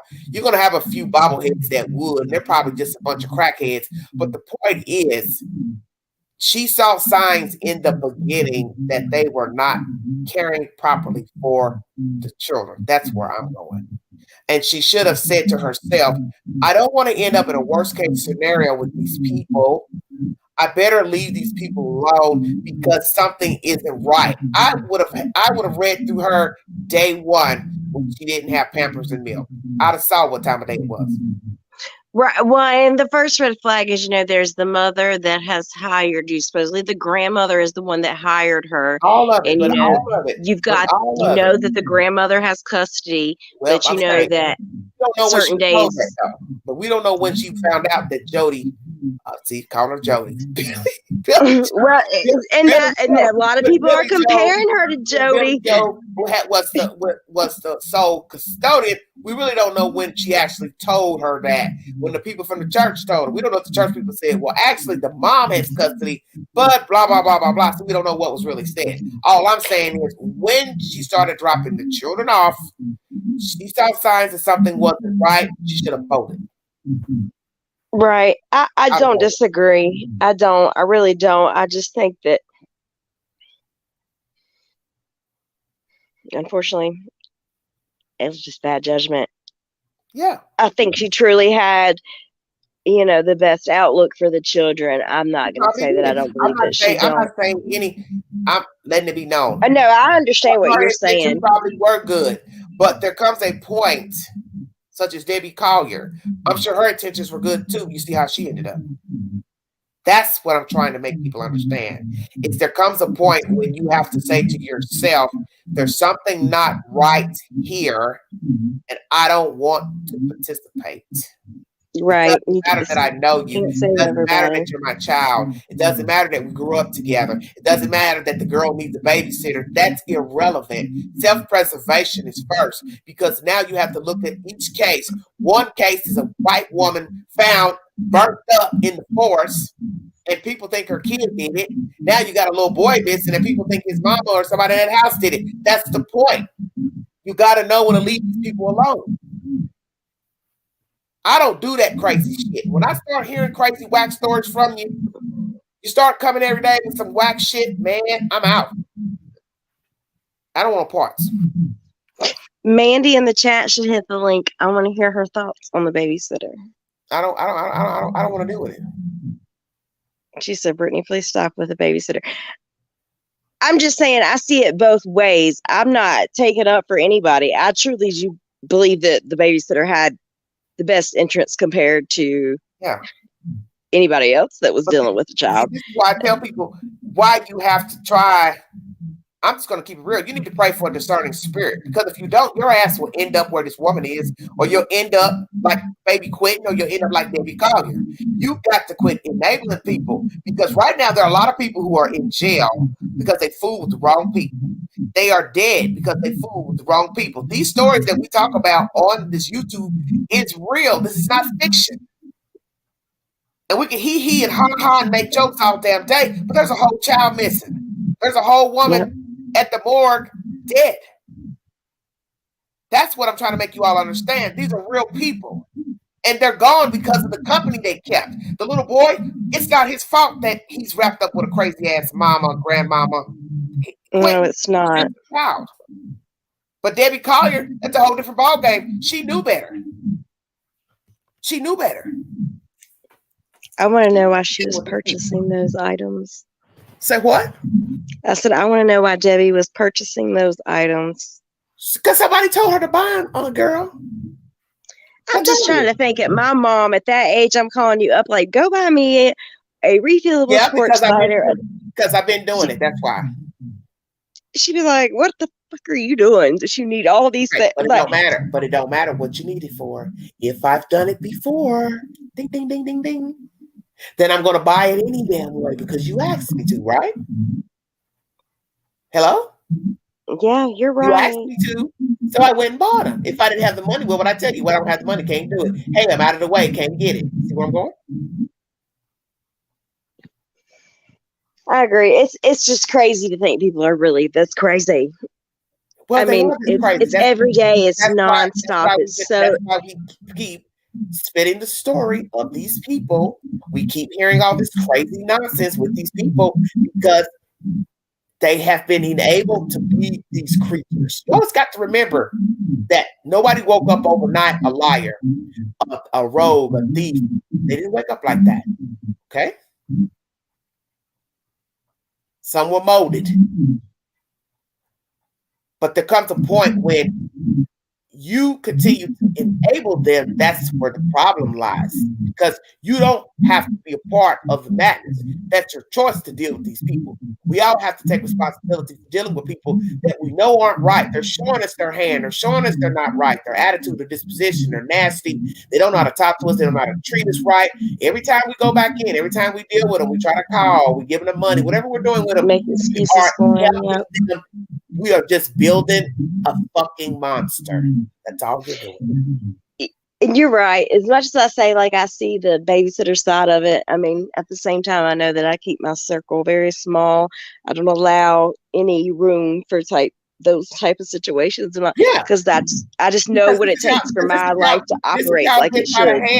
Just like you hear all these sad stories of people who got killed because of the company they kept. Maybe it was a bad guy the girl was dating, or the guy was dating a bad girl, or you had a brother that stayed in drama, a sister, and you just kept fooling with him and fooling with him. And the first thing you hear people say on the news, he was really a nice guy, and he would have never done nothing like this, or he was just in the wrong place at the wrong time, and he was a bystander. Yeah. Hanging with your friends, being nice to people, being the babysitter, enabling people, loaning money, kind of like this. Somebody in the chat has said, well, why would she kill her mother and the mother lady was giving her money? I thought that is the dumbest question I ever heard. Why would I not kill you because I know you got it and I want it? I don't got to explain to you why I want to murder somebody. You got to quit thinking like a logical person. You got to think like a killer. That's just it. And that's, I killed you because I could. I killed you because I wanted you dead. Maybe I ain't never liked you. How about that? Even though you're my mother, but I hated you. And people can't seem to understand that.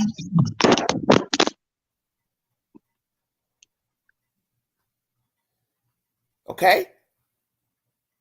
You're trying to think as a logical person. But people who cross over, they have become illogical. So their reasonings for murder, you can't understand it. You can't understand that possibly this girl murdered that baby boy because she didn't want to pay child support for him. And then somebody says, oh, well, why didn't you kill the other one? Because it'd be too obvious. Duh. Can't get two kids missing. Cal City did it, but she didn't possibly. Okay? You know how many men have killed women because they didn't want to pay child support? If you ain't never heard that, I don't know where you've been. Because there are a lot of women don't want to pay. Ray Caruth is a perfect story. Playing pro ball, he kills a woman he got pregnant with dating. She tells him she's pregnant. He kills her. He hires a hitman to have her killed. And then the boy has developed challenges after being born. So now that boy is a living witness of what you did to the mother, and the boy turns out to have no problems. And even the grandmother was like, I'll let him talk to him, see him. There's no way in hell I let my grandbaby see his biological father after he did that. Because he's the reason that the boy has challenges now. Right. No, you can't see it. And he's now free. Did under 20 years, and he's now free. So imagine that. A man puts out a hit on a woman that he had a relationship with, got pregnant, didn't want to pay for a child, because I think he had some other children out of state. He had her killed for that reason. He didn't want to pay child support. So don't tell me a person ain't never killed because they didn't want to pay child support. I believe you. I mean, I do. I mean, it happens all the time. it's hard for people, you know, if you don't think that way, it's just it. See, that's the point I'm trying to make. You don't have to think that way because you're not supposed to be thinking that way. Right. You're supposed to be thinking about killing people because you don't want to pay child support. You went out here and had sex with a woman without a condom. You knew there was a chance she could get pregnant. So what are you going to go murder her for and try to murder the baby? Because it could have been 2 dead people, but the baby survived. He just has developmental issues. And he's older now, functioning. The grandmother takes care of him. But God forbid something happens to the grandmother, who's going to take care of him because he's going to need, you know, care. Mm-hmm. This. You know, in a normal child with no disabilities is a lot. All these stories are the same. Just some really sick people out here that you're laughing and kiki-keying it with, and you're thinking they're nice, and then one day, boom, you watch the news, and you're like, oh my God, did you hear such and such on the news? Or did you hear there's a baby missing? Oh, did you hear they found this lady dead, this man dead? And the first thing you're sitting trying to figure out, well, God, how did they end up in that situation? This is bad. And it's constantly. You can't even keep up with the amount of people that are missing. You can't keep up with nothing, the dead or the missing. Nope.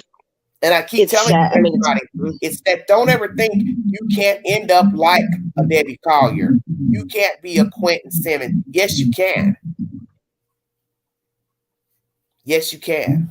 Now, did Miss Collier think that her child would ever kill her? Possibly not. But she should have known when to leave her alone. Right. I think she was hiding things from her husband. Because a lot of people think it's okay to still deal with a drug addict. Well, you don't know the mindset of the drug addict. You just assuming the drug addict won't harm you. That's what you're assuming. They would never. But you don't know that. Nope, you never know. And, you know, they can try and help them all they want. And it's just one of those things, you know. Yeah, I'm sure Miss Collier never thought this woman would kill her. Think about that. Why would I think? No, I mean, I can't imagine. I mean, I can't even. That's your mother. I mean, to kill anybody is one thing, but you know, your mother, and I don't know. She doesn't even love her mother. You can rob and steal all day, but you're talking about crossing over from theft to murder. She could have easily stole the money on the Venmo, but you didn't have to kill the lady. You want me to believe you just killed her for $23.85? That's the number your mother's life was worth. Right, and those are the things that made me feel like that she truly is on drugs, because I can't think of another way to ration that in your mind. Okay, but you got to remember, there's also people who have done murder and they weren't on drugs, and theft was the motive. Right, I mean, you know, and that's a lot. It's you never really know, and just like you always say, you never really know somebody. It's not quick to blame. There are a lot of people who kill for insurance policies, real estate. They think they're going to be left money, estate from their family, and they are not on drugs. You're exactly right. You never really know. I mean, like a lot of people, and that's one of the things I kind of felt bad after I mentioned last night about the grandmother's, you know, past history, because obviously she'd probably, you know, been straight for, I think it said 10 years. So maybe that is how she got the custody of the kids. Clearly that didn't, you know, work out great. However, you know, I mean, just because people have past drug convictions or doesn't mean they're a killer, and it's easily looked at like that. It's the crossing over. That's why I said I wanted to do a video. When does it happen in the person's brain to cross over from thievery, defrauding people, lying, stealing, to murder? Because you have to have a start. Because as I said, nobody wakes up lying. Nobody wakes up stealing. They may start young, but what will make them continue to do wrong and then cross over to become a murderer? Because all thieves don't kill. We know this. All liars don't kill. So what is the pivotal part of the life where they cross over? What happened on this day to where a person said, I'm going to go kill my kid. I'm going to go kill my mother. I'm going to kill that guy, that neighbor. You understand what I'm saying? Because we've all been tempted out of anger to lash out physically. Most of us have anyway. I could beat them up. I could do this. But then we could think it and never do it. That's why they tell you don't ever speak it. Because hell, something might happen to when somebody think you did do it. But what makes you cross over from speaking on it, acting on it, violence, then murder? There was a home invasion probably like 10 miles from my house, and it has always drove me crazy. It took them probably a year and a half to figure out who did it. It killed echo. Oh, A balance is up. Oh yeah, I do hear a little. Yeah, I've been hearing it since she's been up here. I heard it last night. I don't know what it is. Am I echoing again? It's like a muffled, like there's somebody talking or something in the background. It's kind of strange. I don't know. I don't have anything. Let me see. I'm gonna turn the TV off. That's it. Maybe I need to turn it down. Yeah, he said, yeah, turn it down. Is that better? I don't hear it now. As if it is a slight. Yeah, I still hear it. These, I don't know, something about this StreamYard people coming up. It's very strange to sounds that be in the background. Very, very peculiar. And it's strange because it's completely silent in my house right now, like nothing. And I made sure my. I heard it at first. I just at first I thought it might have been me. Almost sounds like a stomach growling or something. It's weird. Very strange. Do you still hear it? Wait a minute. It's like in a distance, a little bit. Yeah, I still hear it. Yeah. Look at Mandy. Mandy, you just been instigating all night. I'm sorry. Let me try some headphones. Okay. So I wonder if,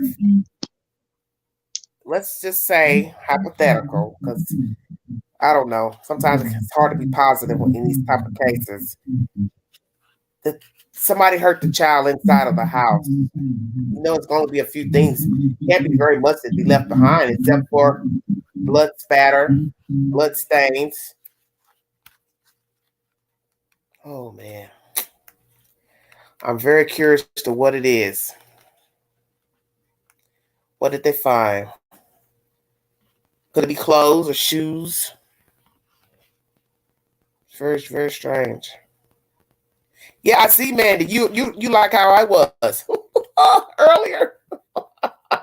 I'm trying to be more mild in this live. Oh, Lord. See, AB's got a fan. Mandy's like, please, AB. Well, I'm just an hour and 42 minutes in, so if he wants to come up, finish off, I don't really have much else to say. Just, it's bad. Once again, another bad story. Another horrible story about a child. And you know what I find interesting? It's that all these stories mirror one another. There's always a jump off. There's always that crazy psychotic relative that wants to go live, Facebook Live, post all type of crazy stuff on Facebook, then they venture over to YouTube. Have you noticed that? All these people love social media. They love running to tell something and post stuff and be seen. And there's people right now that when their children go missing or their family members murdered, they don't get on social media. They don't say anything. Some may vent, some don't. But a lot of people just wait and let the investigators investigate the crime. But these other relatives, these old hee-haw ass relatives, they just got to be seen. I'm noticing that. The more ratchet ass kin folks that just got to be running, talking, tripping, flipping. And if you notice, the subject is never about the dead person or the missing person. It's always about them, what they got going on. Thank you, Mandy. It's never about the missing person. We learned that with Summer Wells and all that mess with her bio parents. Everything was about them. Their egos. This case, you don't hear nothing from the biological father speaking, say, yeah, this is a serious situation. I miss my child. Please bring me my child back. Hey, I ain't heard that. I want my baby. Please bring me my baby back. I'll do anything. Hell, where is the pleading? Nothing. Nothing. Just her goofy ass mama and Paw Paw up there. He's got his head down. That tells you a whole lot. You got to read between the lines, man. You got to read between the lines. And where's the biological father of Quinton? Why has he not spoken up about his child? I find that baffling. Where are the other relatives? Where is the clean auntie, cousin, grandparent of Quinton? Where are those grandparents? Come on, you guys. The story's off.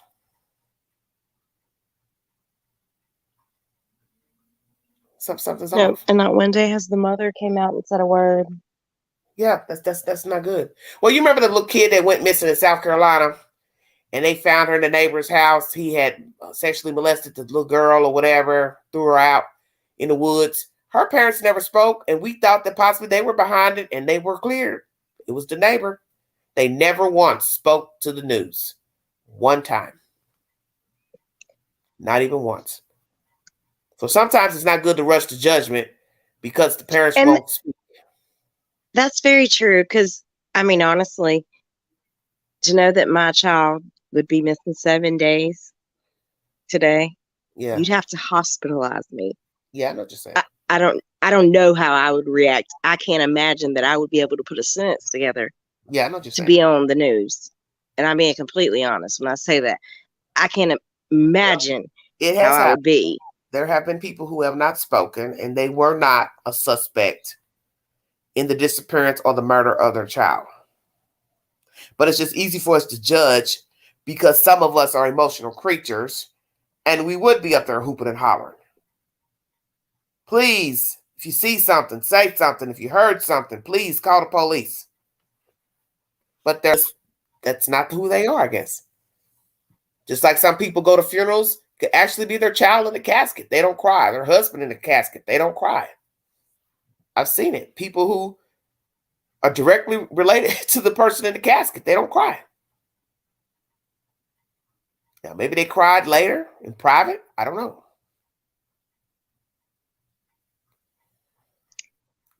AB, yeah, I do believe everybody grieves differently.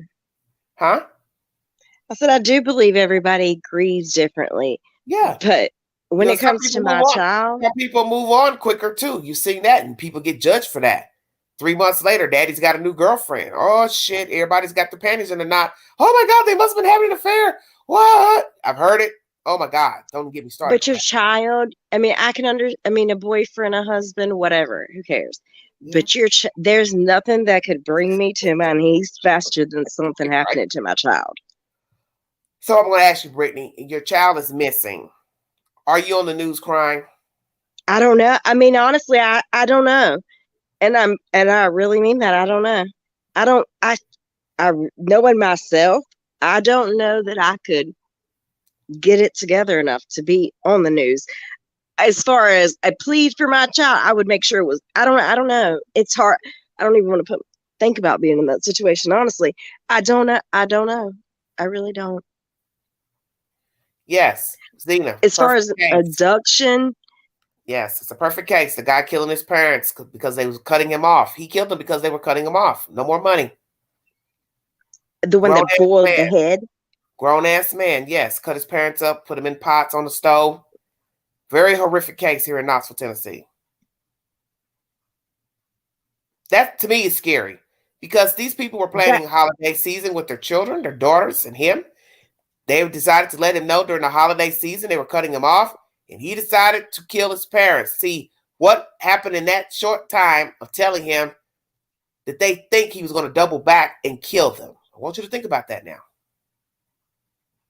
What was said in the conversation from him that they could have thought, he's getting ready to go back, he's going to go kill us. He's going to go to Lowe's and Home Depot and buy all these damn tools and come back and kill us and chop us up and put us on the stove.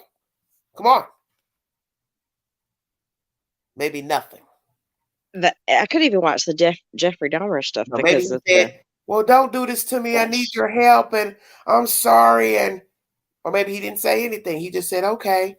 And he knew when he left that dinner table, he was going to kill them.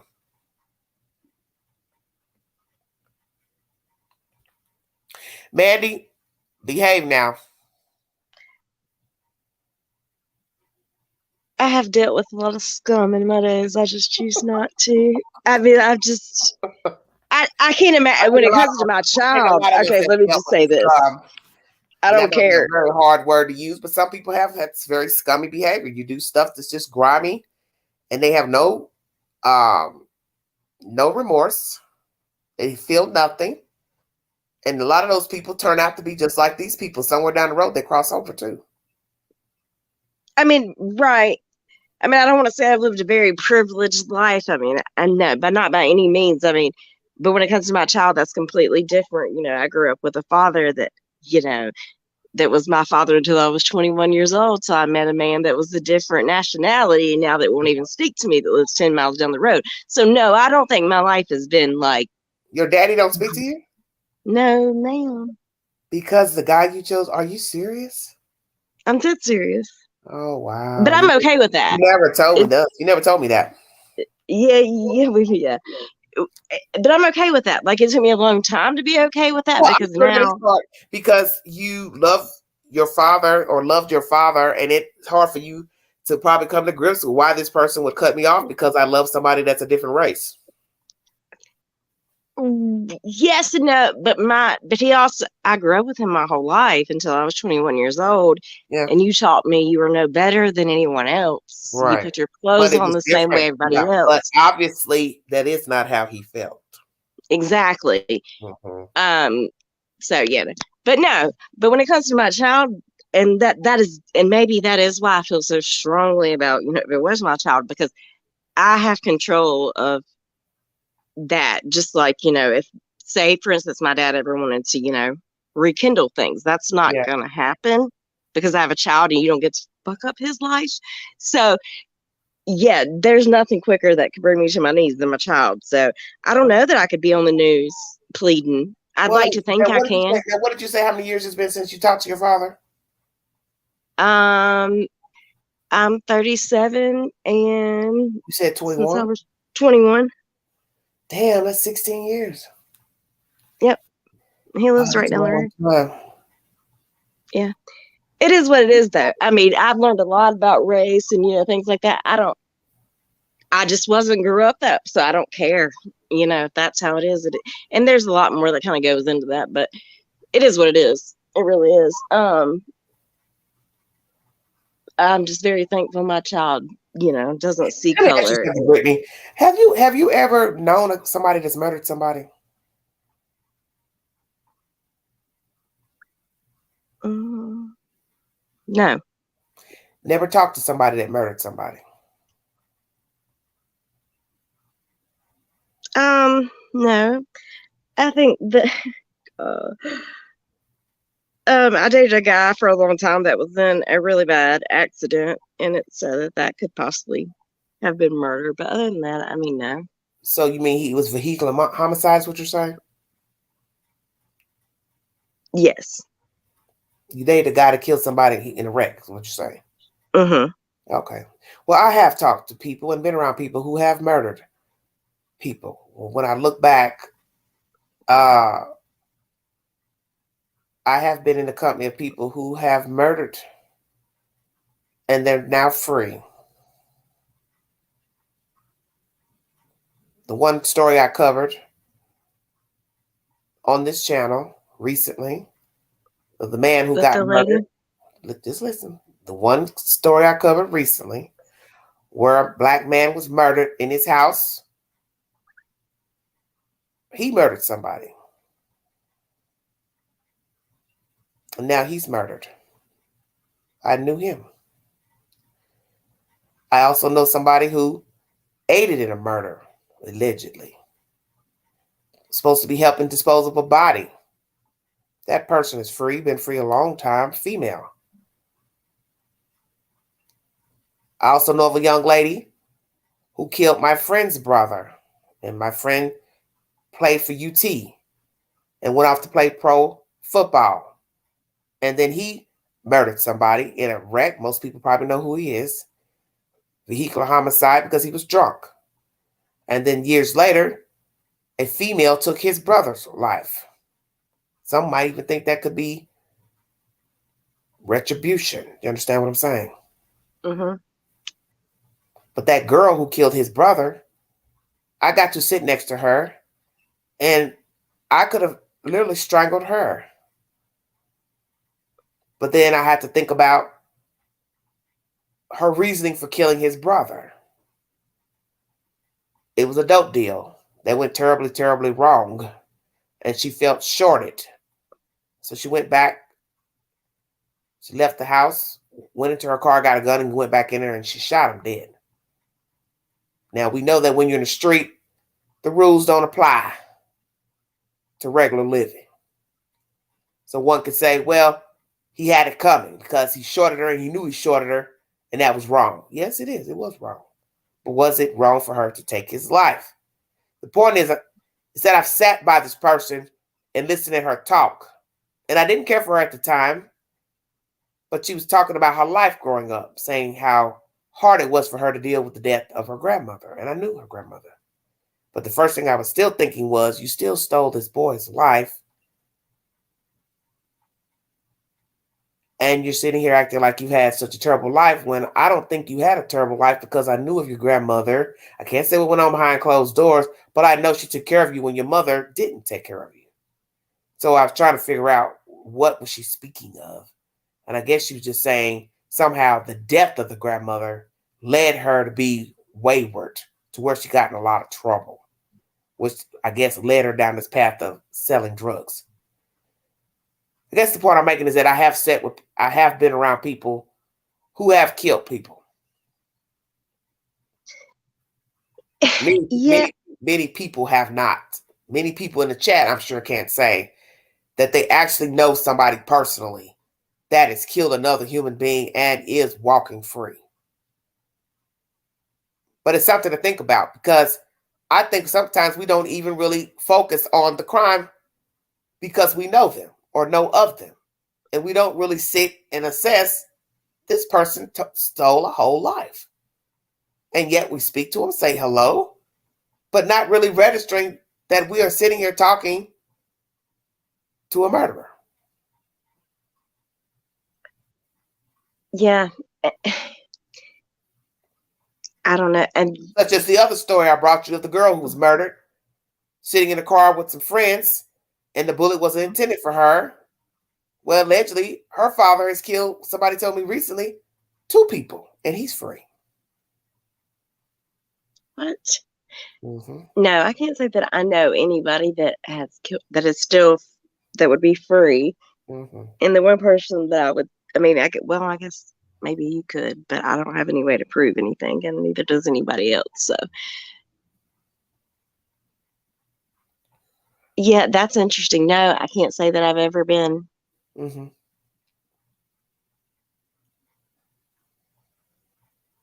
But I think I'm also so, like, the things that I watch and pay attention to as far as the YouTube, the true crime stuff, it makes me very wary of everyone. Well, you need to be wary because what I always tell people is that don't ever think you cannot be a true crime story. Think about all the people that you have watched stories about them, documentaries. Somewhere in their mind, perhaps they didn't ever think that they would be murdered. So why would you think that you can't be that person? People are killed every day randomly for the most stupid reasons. Just stupid. But it's neither here nor there. And every day you walk in and out of your home, you are a moving target. In your home, you're a target. Don't think that somebody won't attempt to open a window, jimmy a door. If they won't in bad enough, they will. It doesn't matter if you ever said anything publicly about what you had in your house, or it didn't have to be that somebody was stalking you. Could just be they want in to see what's in there. get a quick fix. And that's scary. Right, that's what I was going to say about the man that ended up murdering this couple up the road from where I live. Come to find out, it was the daughter's brother-in-law that murdered her parents. And literally, he had to know something about what they had in their house, though, didn't he? He was obsessed with this is literally what they said in court, obsessed with the cleanliness and the scent of the home, and of walking into the brother's room and looking at his room, trophies of like baseball and football and things like that, and the way they were placed, and the smell of the home when he walked out of the dryer is literally what they said in court. So I'm like, the motive was the dryer. Slow down. What about the dryer? The smell of the home. So, like, I don't know. When I wash clothes at my house, a bad smell. I don't understand what you're saying. When I'm drying clothes in my house and I leave, like, to go outside or go somewhere, I can smell like my dryer. Like, most people can, because it has to filter outside or you blow your house. Right. So they were saying that and I guess this is because he did not speak in court at all, but they were saying that he was obsessed with the outside smell of the cleanliness and the cleanliness of the inside of the home, and how the memorabilia was placed in the son's room with trophies of football and but baseball or something like that. And the trophies, I don't understand how they go hand in hand. It makes no sense. I don't know. Pretty much he was attracted to that home is what they were saying, is that what made him continue to come back. So you're saying what? He was schizophrenic.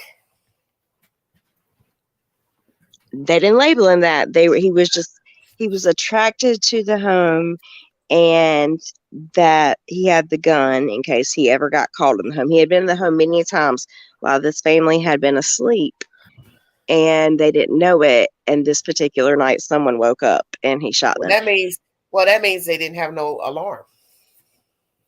No, they did not. Well, he had also got a key made. It's a few other things, but pretty much it was just amazing to me. So that means he was frequently in her house to take a key and then run to Lowe's and make a key. What are you saying, Brittany? He worked for a lawn care company. So he trimmed their rose bushes. And I guess apparently when he was trimming their bushes up under the deck, they had a little box that had a key in it. And that's why you can't leave the keys outside. And at some point he had went and got a key made and replaced the key that was there. And he had came in this home. It was like, I followed this case forever because it was so crazy. It seemed like, a nobody couple. This is why I said you can't put any reasoning behind and there's not do what they do. Because I said people kill people for various reasons. So obviously this is one of those wackadoo reasons. Because I don't understand. And it really was. I would think, to me, I see this all the time because I like the neighborhood that I'm in. The houses go from, simple to, mid-grade. So there's times when I ride to the neighborhood like today, I'll look at a house and I'll be like, oh, that's a pretty house. I like the door, blah, blah, blah. The only thing I can think of as far as being enamored with the house is wanting to go in and look to see how the people live. Right. Okay. So maybe I wasn't clear. He wasn't really from that type of family and drink and be merry. But I don't want to hurt the people in the house. Right. And I truly believe this person really didn't. I just think that when he got caught in that home, that he knew he was caught, and that's how he reacted. Yeah, but think about what you're saying. Why would a person make a key, Brittany, to go inside your house? That's a bit extreme.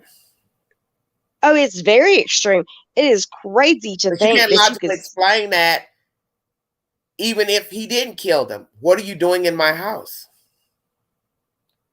How did you get in my house? So stealing the key and dubbing the key means you wanted to go in there for whatever reason. Why? Mm-hmm. He'd been going in there for 2 years. How about befriending the people and let them invite you over and you can walk around all damn day? They let you walk around their house. His brother was married to the daughter of this home. He'd been going into this home for 2 years. He had stolen the gun that he killed the homeowners with from that house a year ago. It was There's something. reported stolen There's a more to year that, before they were actually killed. Brittany. It, There's more to the story. yeah, there is more to the story. I truly believe that too. But it Oh was God. Hey, crazy to balance. me. Get your butt to bed. Sexual in nature. Okay. I just know it's something more to this than just I want to look around. There are a lot of people houses I've been to that have lovely houses. I've yet to go try to break in their house. Oh no, I agree. I would never do something like that. But yeah, but it was just amazing to me in court. That's pretty much how they presented it, as he was attracted to this home. These were not things that he, grew up with his family, I understand just that maybe idolizing what they had, and maybe got turned. Maybe it made him angry. I was trying to go there. Maybe it yeah, made him angry because I think a lot of times a lot of crimes are from being spiteful and vengeful. Why him? Why her? Why do they have this nice house? I mean, I can say that about my own life. Why do they have this? Why do they have that? Well, obviously they worked for it, or they acquired it some type of way, or it was gifted to them. But I don't have a right to go kill you because you're driving a nice, Mercedes or this Lamborghini or whatever. That's your car. I don't have a right to take that from you. I don't have a right to snuff you out because I don't have that. I don't have a nice house. And I know people who live like that. They want everything somebody else has. They got to have the latest shoe, the latest, Dooney and Burke bag, Michael Kors purse. And I look at people act like that and I'm like, you need help. Because this stuff is monetary. They reproduce this shit every day. I'm not going to go out here and go bankrupt over a fucking handbag.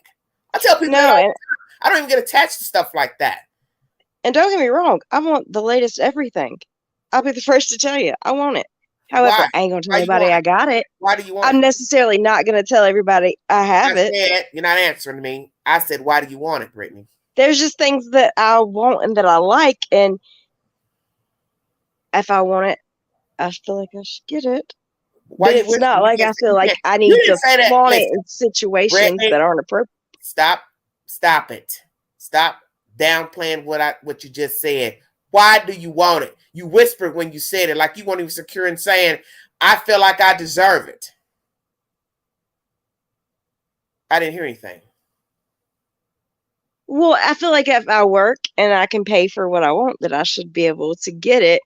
And yes, I feel like that, yes, I should be able to take things wherever, let's say a purse, for instance, wherever I want. But I also know there's appropriate places to, carry a certain purse to and things like that. I don't ever feel the need.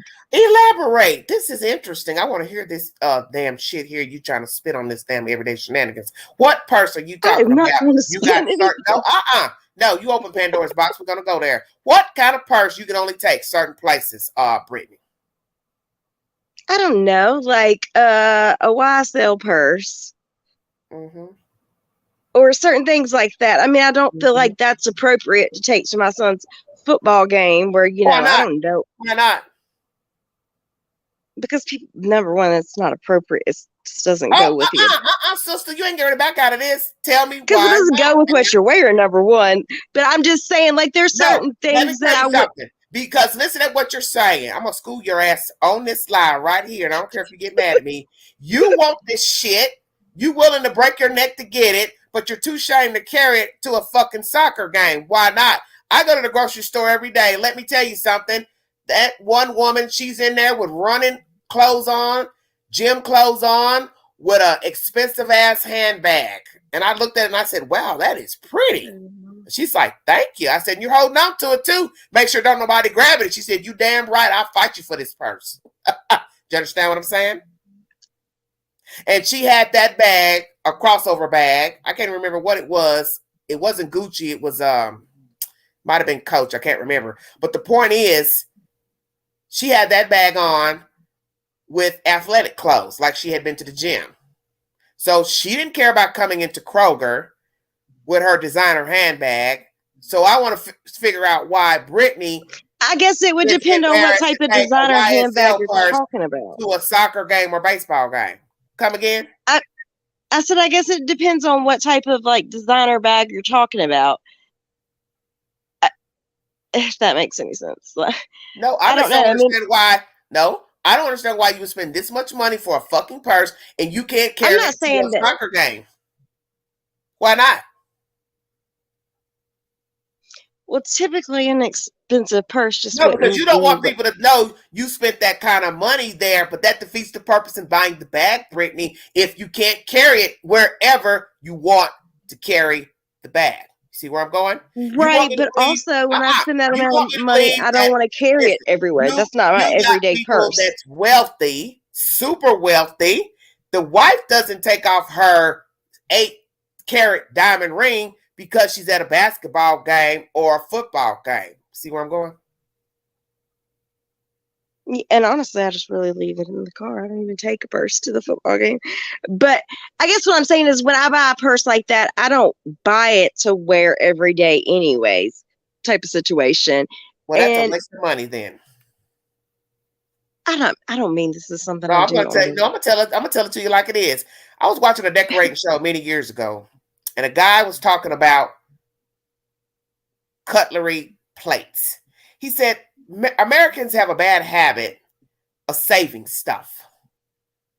Going and getting Yes, Mandy, sometimes I like to just look at them in my closet and to know that I have them. If you want me to be honest, there's a okay, lot of things that I bought so that that are means brand new Brittany. that I've never wore. So Brittany's basically telling us that she's fucking self-centered. How about that? That's what you're telling us. That's what it sounds like. Well, I mean, if I guess that's how you look at it, I don't care if anybody else knows, but there are things that I like, and that if Okay. it's just never the appropriate And time, I've not wore like, them. what I'm trying to school you on is this is Angela's schoolhouse tonight. That there's no need in spending all this money on a purse if you're just not going to carry the damn bag. That's all I'm saying. No, but if there is a nice bag. brand of purse that I like and I like the bag and it's on sale, whether I'm planning to wear it because it's not in season, it happens to be on sale, I find that, I don't know. I don't consider myself self-centered though at all by any means. Buying a shoe and a purse that's very expensive and never wear it, that's pretty self-centered, don't you think? I don't mean never wear it, but I mean there are a few things that but it's been COVID, so I've actually, I will say in the past, as I was spinning this story, the guy basically said, ain't no need in saving your dishes. Just put the damn dishes on the table and eat off of them, because what are you saving the stuff for? You're going to die anyway. So go on and pull out your good cutlery. Go on and pull out your good china and eat off your good china and wash them and put them up. And I thought about that, and it made so much sense. I listened at that and I said, he's right, because a lot of people live like that. It's an old school way. We only pull out the china for Christmas, Thanksgiving. Well, why are you saving it? Because it's right. You may die tomorrow and you never pulled the china out. You never ate off your good plate. So like he said, it doesn't even matter. Just buy you some nice plates. They don't have to be especially expensive, and eat off of them every damn day because you can. And I agree with that. Don't save stuff. Because right now I have a closet full of clothes and I tell myself, well, I'm going to wear that one day. And I end up repeating myself wearing the same stuff over and over when I have countless of things that just sitting there waiting for me to wear them. And for some reason I'll say, well, I don't want to wear that because I'm just going to run to the store and I don't feel like putting that on. This is like certain things I like to wear just to go to the grocery store in. But there's other clothes I could just slip on. They would look nice, but I won't put them on for some reason. And they tell you that's a bad thing to do because it's taking up space and you're not wearing them. But then I tell myself if I throw them out or donate them, I'll be wishing I had them. I wish I had not got rid of them. You understand what I'm saying? No, I do agree with you. And I do, and I have realized that with some things I purchased recently, I'm not going to lie. This is the past 3 years been very different, I guess I would say, for how I've always lived, as far as I've always worked in an office and things like that. And now we work from home. So things that, I would typically wear on the regular, I don't anymore. I can be, regardless of anything I want to buy, I'll be honest, mostly I wear some leggings and a hoodie or a tank top. That's really my attire these days. Is, if you do dress like that, why would you have a problem carrying the YSL bag with that on? That's all I'm saying. Why would you not want to carry it? You spend all that money for it. Why not carry it? That's all I'm saying.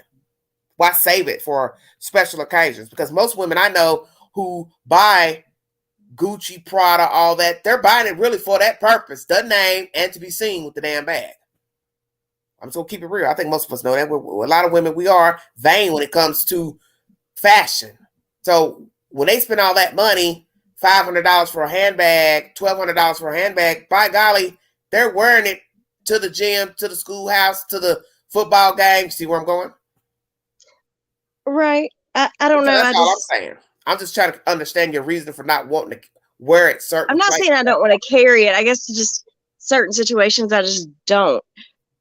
I don't know. Maybe I can explain it. I don't know. Now you got me questioning myself. Well, I wasn't trying to be mean, but I just like people to think about stuff when they're saying it. And you kind of whispered like you were ashamed to say you didn't want to carry that bag to the game. So I was trying to figure out, well, why? What's the big deal?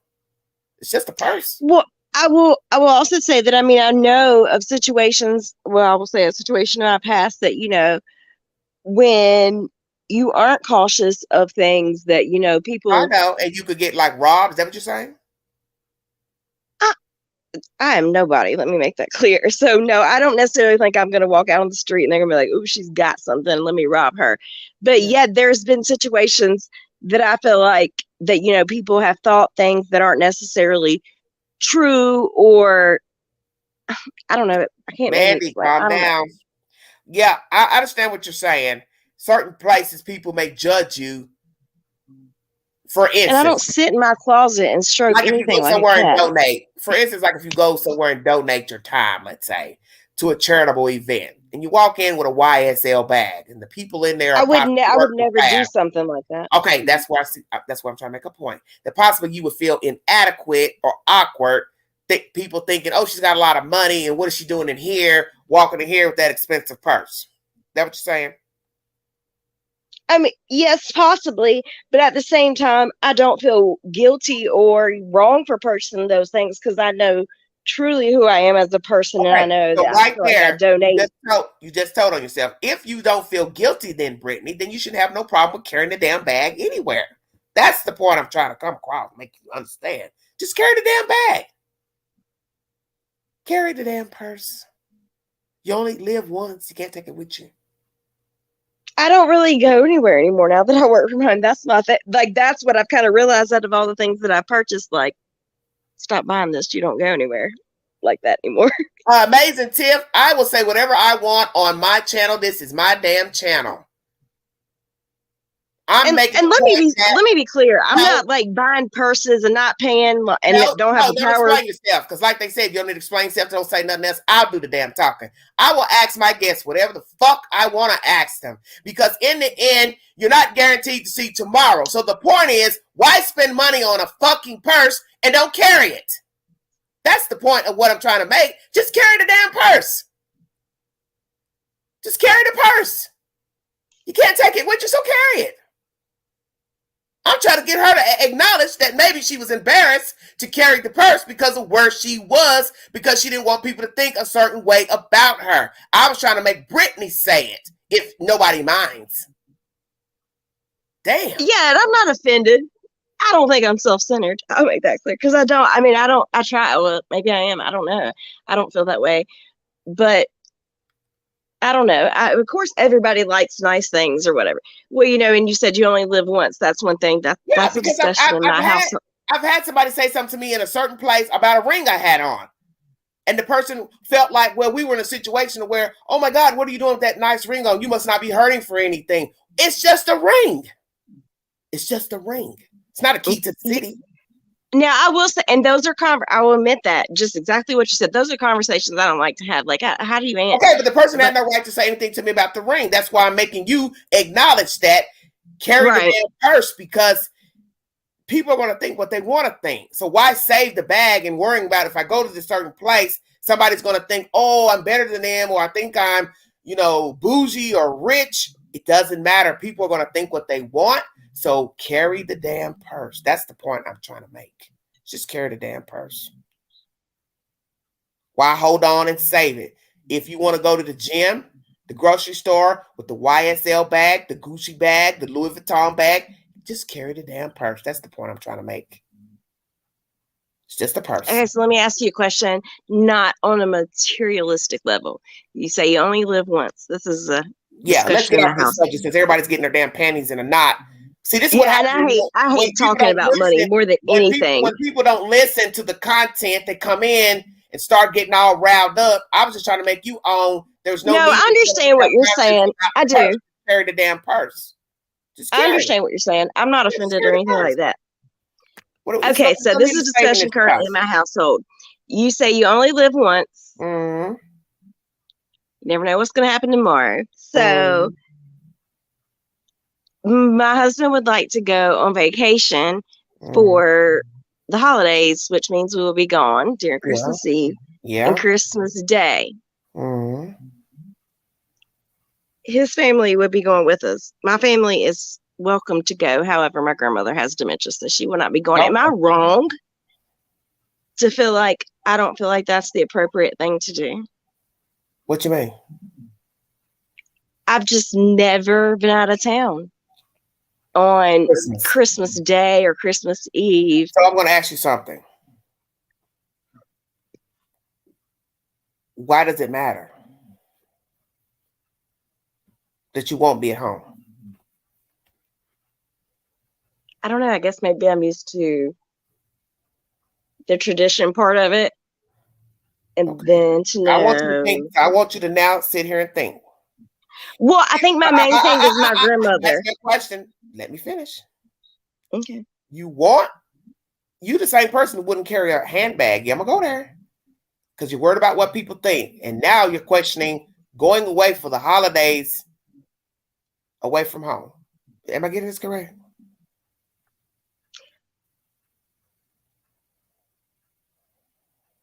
I guess so. Maybe I'm not that self-centered. I don't know. I guess my grandmother, she's like I said, she has dementia. So are you worried because the grandmother won't be there? Is that what you're worried about? In a way, yeah. Well, then just say, I want my grandmother to go. But it's too much. My grandmother feels like travel. And then on the other end, it's the response. You never know what's going to happen. I don't understand, Brittany. What is the problem with taking your grandmother on the trip? Explain to me what the problem is. Because maybe I don't understand what you're saying. She gets very confused and it's very, it's rough. So my mother cannot go, which is the one that typically, takes care of her. So I don't know. It's a lot. And my grandma doesn't know. So I'm saying the place that you're going to be going, is there going to be a lot of outings to where the grandmother would be tired? Or I'm just trying to understand what is the issue with taking the grandmother. That's all I'm asking. Possibly, yes. It would be a lot for her. I mean, it's very easy. I mean, I went to her house the other day and she asked me, so do you live around here? Okay. So it's almost like, I don't know. I'm kind of scared to take her by myself. Well, then just say, because I don't know. Because sometimes she doesn't know who I am. Okay, so how long is the trip for? 5 days. So, are you going to tell me the real reason you're scared to take your grandmother? Because the Queen is good at discernment. I have to drag stuff out of you. You're one of those people. I don't know that I can handle it. Now, I don't necessarily know that she would really agree to go. And then it's hard for me to make the decision to go. Well, in the end, without her, you do what you think is best. I can't tell you what to do. All I can say is ask your husband how he feels about your grandmother coming on the trip, and maybe that will help you make up your mind. Oh no, and he's fine. That's exactly his answer to everything. But he doesn't. That's easy for him to say because he doesn't realize everything that's going to come along with it. Now, you mean he's not the one that's going to be fooling with your grandmother? I mean, he would do anything to help. However, his mother will be there, and she's great with things like that. So, okay. But what I'm saying may be fine. I just still what I'm saying is, what is the real issue with the trip away? Is it because you want the grandmother to go, or you just ain't used to traveling on holidays. I think maybe at the end of the day, I'm just not used to traveling. Like, I feel like you should be home for Christmas Day. But you have to remember, people go away all the time for Christmas and Thanksgiving. People go to New York for Christmas. People go to New York for Thanksgiving just so they can see the lights and the parades because it's something they've never done. It's kind of like, well, for years we watched it on TV. How about we go be a part of the festivities? Well, and that's kind of his thing. Like, Yeah, a lot of people do that. They travel all over the world to go be a part of something that they once would just sit and get up and watch it on Thanksgiving morning. Everybody get up and watch the parade. Christmas Day, we get up and watch the parade. That's what a lot of Americans have done traditionally. But people break tradition and they go do something different. People grow up, people separate, children get grown. So parents start saying, hey, let's do something different that we didn't normally do. Our children are grown, so we want to do something different. There's nothing wrong with doing something different. The only problem is if the people who are going aren't in agreement on doing that. That's where the problem would be. So you would be the damn problem. I'm the damn problem. Yeah, you're the damn problem. I'm just used to certain things, and we talked to our son about it. He's like, I'm fine, whatever. Because I'm like, what are we doing? Packing the car full of all these presents and da-da. Like, okay, in my mind, it's like guess what? See, you're thinking too much. If it's going to be a matter of we're gone 5 days, whether you're going to drive or fly, common sense would tell you we open one gift before we leave, and then we celebrate with our presents and eating good when we come back. Yeah, that's pretty much what I thought about today. That's the only thing I can come up with. I wouldn't pack all my valuables so somebody could steal them, lose them. No, there's no way I would do that. I'd let us have one night where we all exchange the gift, and then I go on the trip, come back, and then we open up the rest of our presents. All right, you ladies, calm down in the chat. Come on now. It's not that serious. Lord, I know I got. I don't know why when I go live, it gets crunk for the most mundane conversations. Because we gone from and I done took it all left talking about some real life traveling for the holidays and plates and purses. Got everybody all riled up. I'm sure the people who don't watch me were like, she was just talking about a kid missing. Well, what made me think of that is when you said you only live once, and that's what he said. You only live once, and it's nothing wrong. Listen, it's nothing wrong with changing your blueprints because many people get caught in a funk of doing the same thing all the time. I was just talking to my friend about that tonight, saying I want to start doing something different than what I would normally do on the weekends, or keep going to the same place. It's too much. It's time to switch it up, do something different. People expect, like most people, they expect to see me take pictures on the weekend. I know they do. On the YouTube, where I go, she goes live. How about I don't go live one night? See where I'm going? I don't show up at this certain place on the weekends. I go somewhere else. Whether it be at my house or next in a town over, just go do something different. There's nothing wrong with doing something different. Because it's not mandated, for instance, with you, that you have to stay in your town on Christmas. It's just what you're used to doing. Well, what's wrong with you going somewhere else for Christmas? Not that I think there's anything wrong with it. I guess, I don't know. Maybe I am a creature of habit. TZ, exactly. People go to timeshare. Exactly. We live in the Smoky Mountains. So, damn well, these people are coming up here for every holiday known to man. The Smoky Mountains. Well, guess what? That's where we're coming. Is your way. Florida, they're coming from New York. They're coming up here. They're bringing all their good money, debit cards, buying stuff. You think the people don't come up here and buy a whole bunch of shit to take back with them? Because most of them are driving. So they're packing up cars and vans full of goodies, shopping at the outlet malls, buying up all kind of stuff. They're probably just as exhausted when it's time to pack up all that damn stuff. But you do it because you want to be with your family. You're trying to celebrate. You're trying to have fun. It just depends on the attitude, the momentum of the people involved. You possibly. Oh, yeah, no, I would never go somewhere and let it ruin somebody's trip or anything like that. Everybody needs to go on a trip and leave your ass at home. How about that? Oh, well, that's not happening.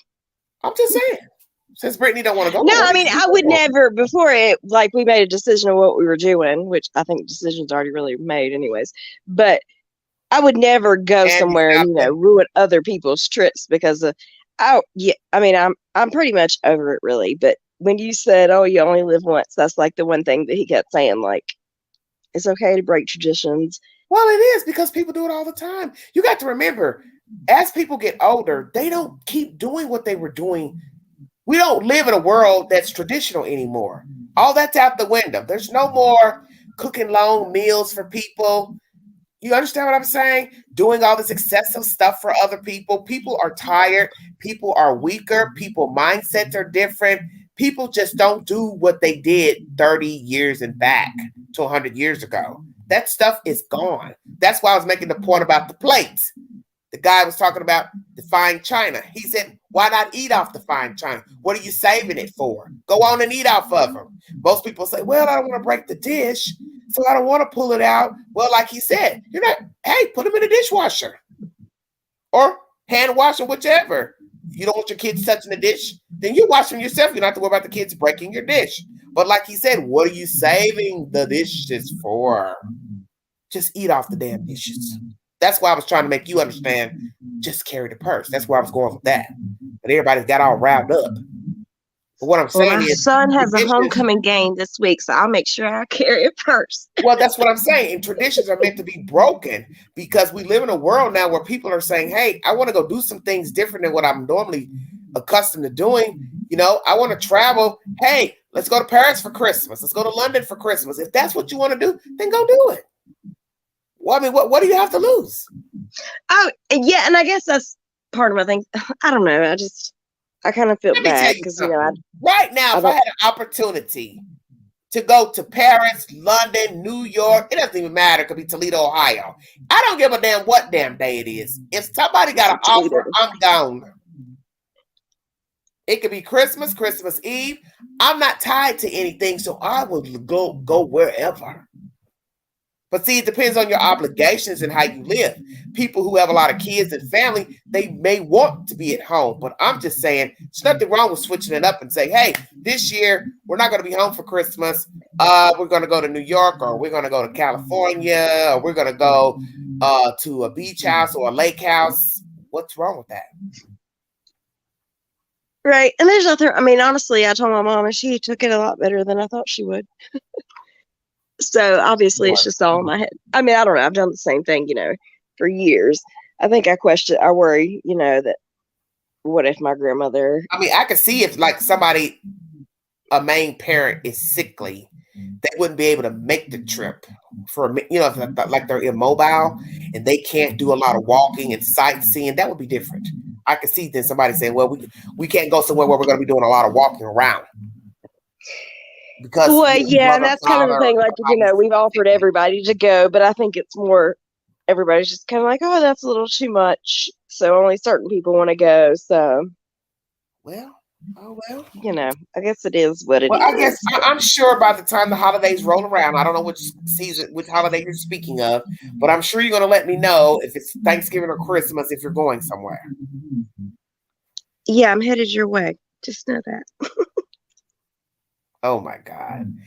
I better not listen. I know damn well you're not sitting up here bitching about coming over the mountain to the Smoky Mountains. Yes, I am, because that's like 3 hours away. This live is over. You have sitting up here arguing with damn near got these people arguing with me in the chat just to come over the mountain. Really? Yeah, because and I swear we could leave Christmas afternoon, and I think I wouldn't feel so bad about it. But something about not waking up in my home on Christmas Day makes me feel some type of way. Oh my God! So I guess I'm just all in my head, and I got to get out of it. Thank you, Mandy. You know what? I'm 2 minutes from calling you a therapist. I thought he was wanting to go somewhere far off for Thanksgiving or Christmas. You're just right over the hill from me, and you're worried about spending a few days. Oh, I'm dead. I guess it's because it's the holiday. I've never spent them without. I mean, what do you do for the holiday, Queen? Don't you spend those with your family most of the time? No, I don't. Are there certain people that you usually visit on holidays? It was a point when I was spending time with people, but I don't. A lot of people are doing different things now, as I just was saying. everybody's doing things, going separate places. So it's a wrap. Well, and that's a really good point because life has somewhat changed over the past few years, and people are no longer here, Yeah. so it's changed some things. I thought this trip was going to be somewhere like halfway across the country, a lot of flying and luggage carrying. Your ass is just going over the hill. Now, come on now. Now you showing out now. You're not even going that far. No, I'm not going far at all. So all this whistling Dixie was for nothing. You got the people in the chat about to pull each other's hair out through the internet. And you're just going over the damn mountain. Good God. You can't make Sorry, I'm not trying to get my upset or... They were down there arguing now. And then I said, and you said, oh, it might be near you. And I thought, wait a minute. You're just coming over the mountain. And you're sitting up here raising all this sand to just, you can ride a bicycle over here. I am not that fit by any means. It's a metaphor. Don't get snazzy now. You know what I mean. You can ride a bicycle. I don't know. I think it's just all in my head. To where I am. So that's crazy to me. I get what you're saying. You're just used to being at home. The holidays, I get it. But I just assumed when you were talking about going somewhere like far, far off. I didn't know we were talking about like over the hill. That's why I'm looking at you like, okay, now what is really going on? So I tell you what. I tell you what you do. Spend your Christmas, Thanksgiving, or whatever at the house, and then the next day get up and drive over the mountain. How about that? Yeah, it doesn't work out that way because you have to rent it for a certain amount of days. I'll just be fine. I've just decided. I think that I have to. They could leave you at the house, and they could message you. They could Skype you. No, see, but that's my other thing. No. I want to go where everybody else goes. Brittany, how's that same sofa? How's that same rug doing that you see every damn day? How's that doing? As Dr. Phil said, how's that working for you? I know. Oh, Lord. I'm sorry. I didn't mean to get your chat all crazy. Oh, Lord have mercy. See, you should have said that in the beginning. And maybe this chat wouldn't even went that far. I'm sorry. Sorry for those new chiming in the everyday shenanigans that we ventured off the subject of true crime. But I'm 2 hours and 36 minutes in. Let's wrap it up. What's the fallout?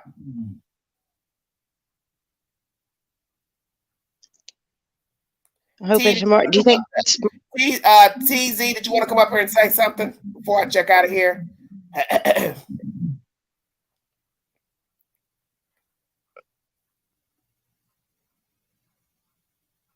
I think this is going to be. I got a feeling we'll probably know something shortly. That's what I was going to say. I think there'll probably be a press conference, if not tomorrow, within the next few days. And it'll be a different situation from what we've heard. Yeah.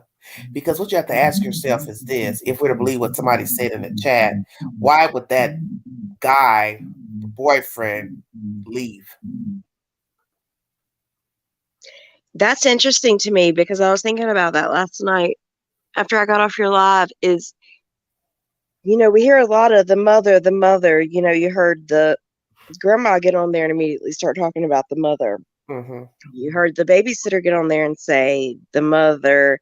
Mm-hmm. Only the boyfriend asked for, do I have diapers or wipes? Mm-hmm. It's interesting to me. It makes me feel like he separated himself. Mm-hmm. I mean, I don't know. Well, that is what people do when possibly they didn't have something to do with a crime, or they don't want to be looped into something that they had knowledge of but didn't do anything about it. Right. And that's what Billy Joe did when she went into Diana's house. She tried to separate herself as if she doesn't have knowledge that the children were being neglected and abused. Yeah, and I think that could be exactly what it is. I think he may possibly know something, or maybe he doesn't know anything. Maybe I'm giving him too much credit. You can't say he doesn't know anything because he's in thick with that girl and he lives there, and there's no way you wouldn't know because you have to ask yourself, how many cars do they have? See, this is why I always ask you all to think about what's been given to you in the story, and then you chop it up from what's been given to you. So you ask all the pertinent questions when you're trying to figure out who has knowledge of the crime.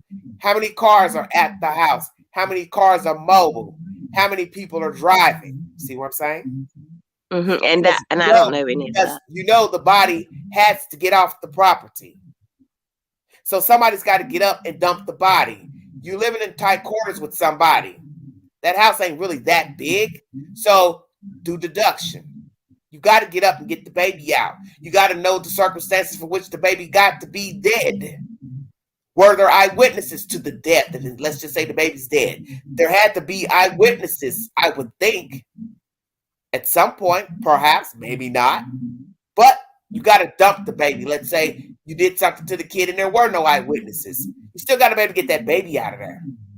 What are you taking the baby out of there in? So you got to think about all that. You got to worry about who has a camera. You got to worry about if she has cameras on her house. You all never asked that. Not one of you have ever asked, did Billy Joe have cameras on her own damn house? Did she have cameras in her house since her daughter steals? Bingo card. If she didn't, she should have. I don't know. I'm being serious, Brittany. I am too, but I really wonder sometimes, because if you think about the boyfriend saying the kid was in the playpen at 6 p.m. Brittany, if I stay gone from my house, you think I don't have cameras up in there and I stay gone 3 weeks at a time? I don't know. I don't think we're dealing with very logical people when it comes what to I'm saying is, you know, you can rob a house blind in 3 weeks. You would think she would, because clearly she was very skeptical of her daughter to start with. Okay, so who's to say Billy Joe didn't have secret cameras? They woke now. I don't think Billy Joe would. I'm just speaking hypothetically. Right. I agree. I don't know. You're talking about somebody stealing in your damn house. Come on now. You don't know that she didn't have cameras in her house. I mean, I would assume so, because I mean, I can imagine saying that someone steals. That's what I'm saying. Why would I not? Why would I not put stuff up? I'm gone. Even if I put a lock on my door, you can still jimmy the damn lock. Lock off my bedroom. Lock, find a safe. Mm-hmm. So this is why I'm not going to leave somebody in my home I don't trust. Think about the information that's been given to you. What are you gaining by leaving her in this house with your valuables? Knowing she's stolen from you. Trashing your house. Stay woke. What are you gaining? What did she gain? Nothing. And nope, not in the end. They're all going to lose. This, I mean, it's sad. Well, they've lost. Yeah, and just think exactly what you were saying. Somebody had to move a body out of that house. Okay, and that's my point. So you don't know how he got gone. You don't know the circumstances. We don't know where his body is, if indeed he's dead. Somebody had to do all this work. So that means, as I said, who has a car? How many cars are there? Are they sharing a car? She and the boyfriend? Well, the boyfriend's left. So, as I just said, how did he get to Atlanta? No idea. I don't know if they both have cars. I have no idea. That's what I'm saying. Make it make sense. And it was on the when they have separate cars. That's what I was getting ready to say when they did the interview, and the grandmother had so much to say about. All right, London Times, come on, y'all. Her daughter. She mentioned that the grandfather says what time he got there, and then she says what time she got there, and I'm like, throwing a child in the garbage can where you live is the stupidest thing, because people go through the trash, especially when they think people throw away good stuff. It's like, whoa, imagining opening a trash bag and seeing a baby in there. Are you listening? And that's something I can't imagine. That's why you don't throw a child away from your house, because garbage men go through the garbage. Especially when they don't throw out nice things. They may just go on and be nosy and look in the trash. How many times have we heard homeless people found cell phones of dead people because they went in the fucking trash? Yep. That's very true. Depending on what type of trash truck picks them up. Dumpster diving. Yep. You're exactly right. You don't ever think that people don't go through the trash. I don't know. It's crazy. I don't know what I think really, because I feel like that possibly the luminol was sprayed, possibly something came from the pool. I don't know, but it's crazy to think. Well, chop it up. How could something get in the pool? What fool's gonna dump a baby down in there, knowing eventually it's gonna start? No. I don't think that they would have dumped it. I think it may be that possibly somehow he did get out of the playpen. I don't know. Maybe his older brother helped him. And, he wandered outside. And maybe when the mother woke up, he was in the pool. Okay. And then, of course, they removed him and discarded him. Then you want me to believe that they crawled. Listen to what you're saying now, Brittany. Who's getting ready to go in murky water to look for a baby? I don't know, but they did, and then they drained it. So I feel like there's something. No, they didn't. The firefighters did that. The parents did not. That's what I'm trying to make you understand. Oh yeah, no, I don't see the people in the house jumping in murky water. That's what I'm saying. They're not jumping in that water. I do if she comes out and she realizes, oh, I've not been paying attention to my kid. I've been sleeping half the day. And this kid's, in the water, I believe she would take it out. She would take what out? The child, if she knew that that's where it was, is what I'm saying. But if the baby didn't float up yet, is what I'm saying. You don't know that the child's down there, is what I'm saying. If the water's that nasty and you can't see through the water. Yeah, I guess I hate and if the child was down there, don't you think they would have told us by now that the child was found in the swimming pool? Come on now, Brittany. I don't know. They're not telling us anything. They drained it because they couldn't see through there. So, hey, let's drain the pool to see if the child fell in the pool.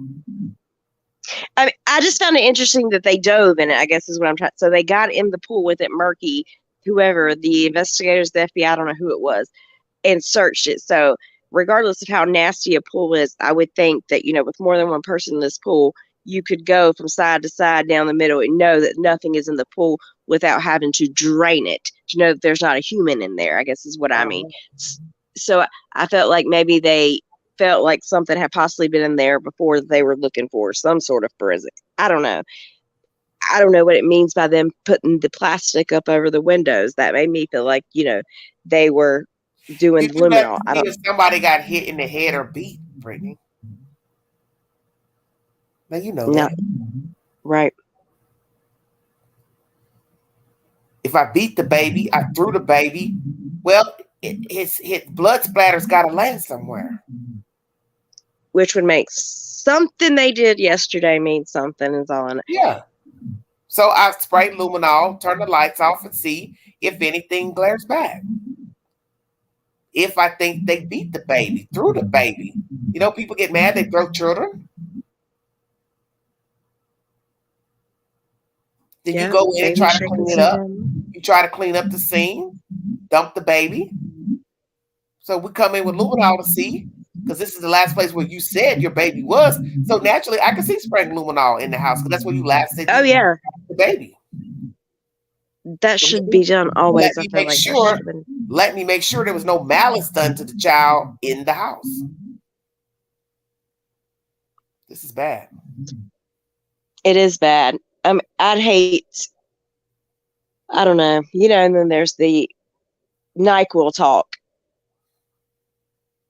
giving the baby NyQuil. I should think that, and that's an easier scenario in my head to go along with, because to think that you actually, would hit a child, that there's blood. I know it happens all the time, but it's crazy. It's crazy. But I feel like it all kind of speaks for itself. Like we said, nobody's out there pleading for this child. Nobody's hanging up flyers. Yeah. Nobody seems to be worried about where he is. Well, this is what I've always told people. When you see the signs that people don't seem concerned, because as I said, it's easy to judge people not why they don't speak versus those that do speak. There is that percentage, I don't know what it is. Those who don't speak about the child wanted the child gone. So why would I speak about a child missing when I didn't want him in the first place? Now you have those who will speak, but they did do something to the child, but they're trying to act it out, play it out, make it seem believable that they cared for the child. See, you can go both ways. See, each killer maneuvers differently. Some people go to the public and say, hey, my mom's missing, sister missing, but they know they killed the person, but they don't let you know that. Then you got those who don't say nothing and they don't have nothing to do with the crime and they look guilty to us. Then you got those who say nothing and are guilty. Mm-hmm. Exactly. If you see something, say something. Because that's all this case is boiling down to, is what we've seen with every case.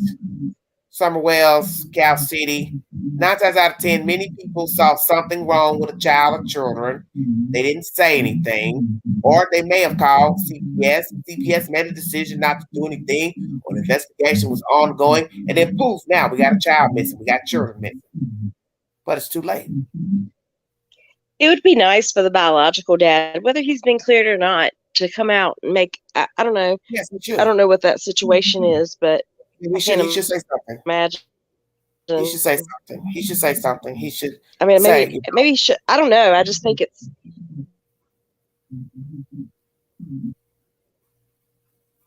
Even if I don't know what happened to my child, I don't know. I wasn't a part of his life. Like, yeah, I feel like there's a certain point you step up and. Yeah. And that's why everybody's different, because everybody don't do what we think they should do, because what I want to do, you don't want to do.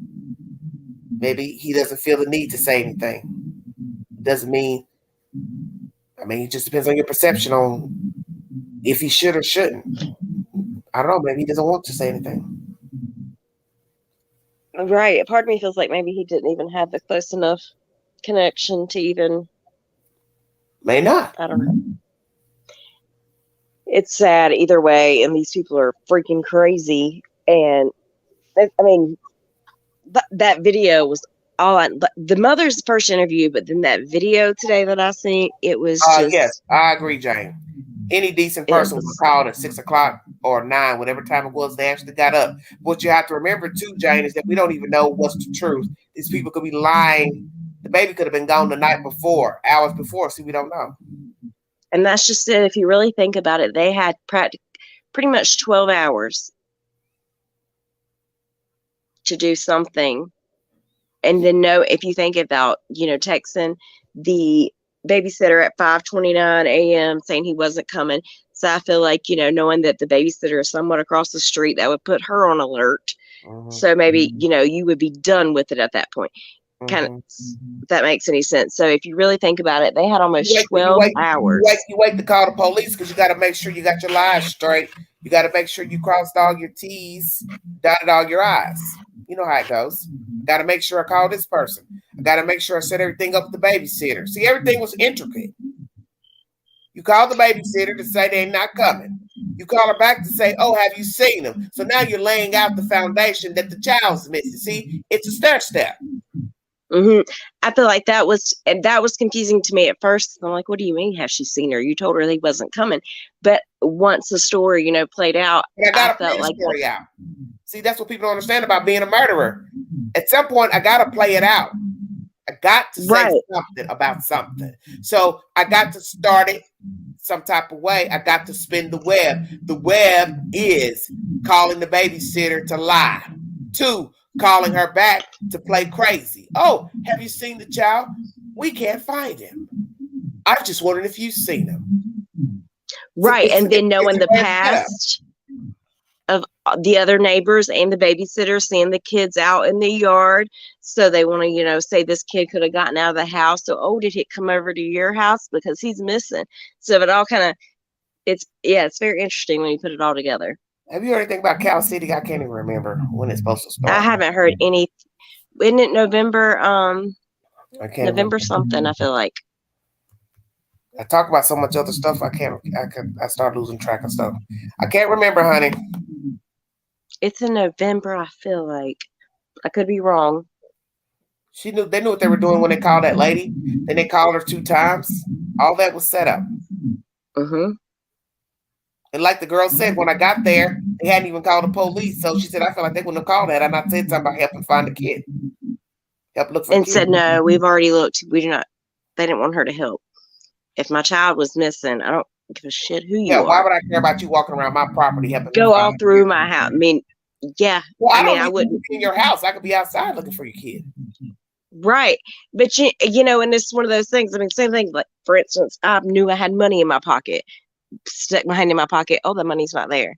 10 minutes later, stuck my hand in the same pocket. Oh, there's the money. So I'm when it comes to my kid, especially, I don't care. Go through whatever you want to. If my child is missing, there are no boundaries. They hide and go seek. And it's true, when they're that little, they could crawl into anything when they're little. Mm-hmm. So he could have crawled in somewhere, dozed off, fell asleep. I remember one cop saying he looked into a toy trunk and the child was hidden in a toy trunk. He called in and crawled in there and couldn't get himself out and lift the lid. And she mentions the boyfriend having a strange look on his face when he said he didn't. I forget how she said it, but something about the way he looked at her when he said, "No, we've already looked." Cold or something. His eyes were cold. Mm-hmm. Yeah, and then let me tell you something about crime that I think most of you should already know. I could plan a crime 1,000 ways. I can rehearse in my head what I'm going to say to call the dispatcher, what I'm going to say to detectives, what I'm going to say to my mom, family, whatever. But it's nothing like being in the moment when it is time to role play. It's not the same.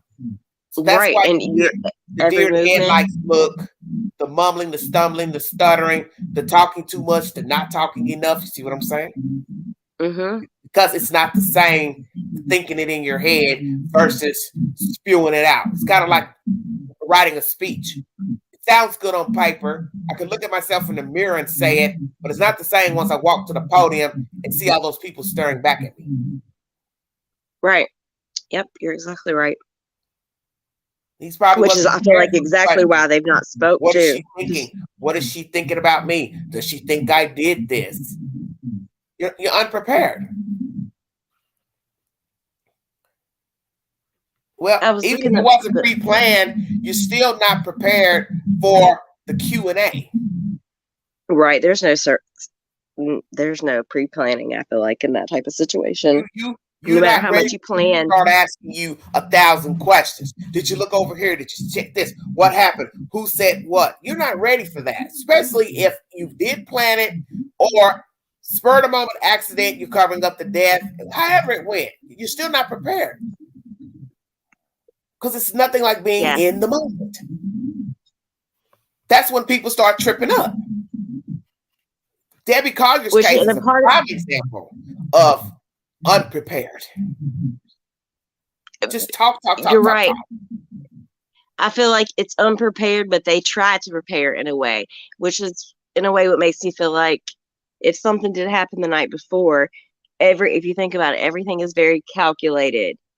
You know, the 5 o'clock text, then the 9 o'clock. That was deliberate, most definitely. Right. So that could lead you to believe the baby was already dead. That baby was probably already dead and dumped at 6 o'clock when she got the fucking text. Now that's even more scary. To me, that's a video in itself. Right, and she has some good cameras. I hope her outside cameras are as good as the one she had on the inside. Because, like I said, that lady lives at the end of the street. She should. So that might be. I don't know about if they go out. Be my next video, if nothing else transpires by today. Did they kill the baby before the 6 o'clock text? Well, and like I said, it was said that an aunt came out, I believe, and said. And I never saw it. It was just something I heard people talking about.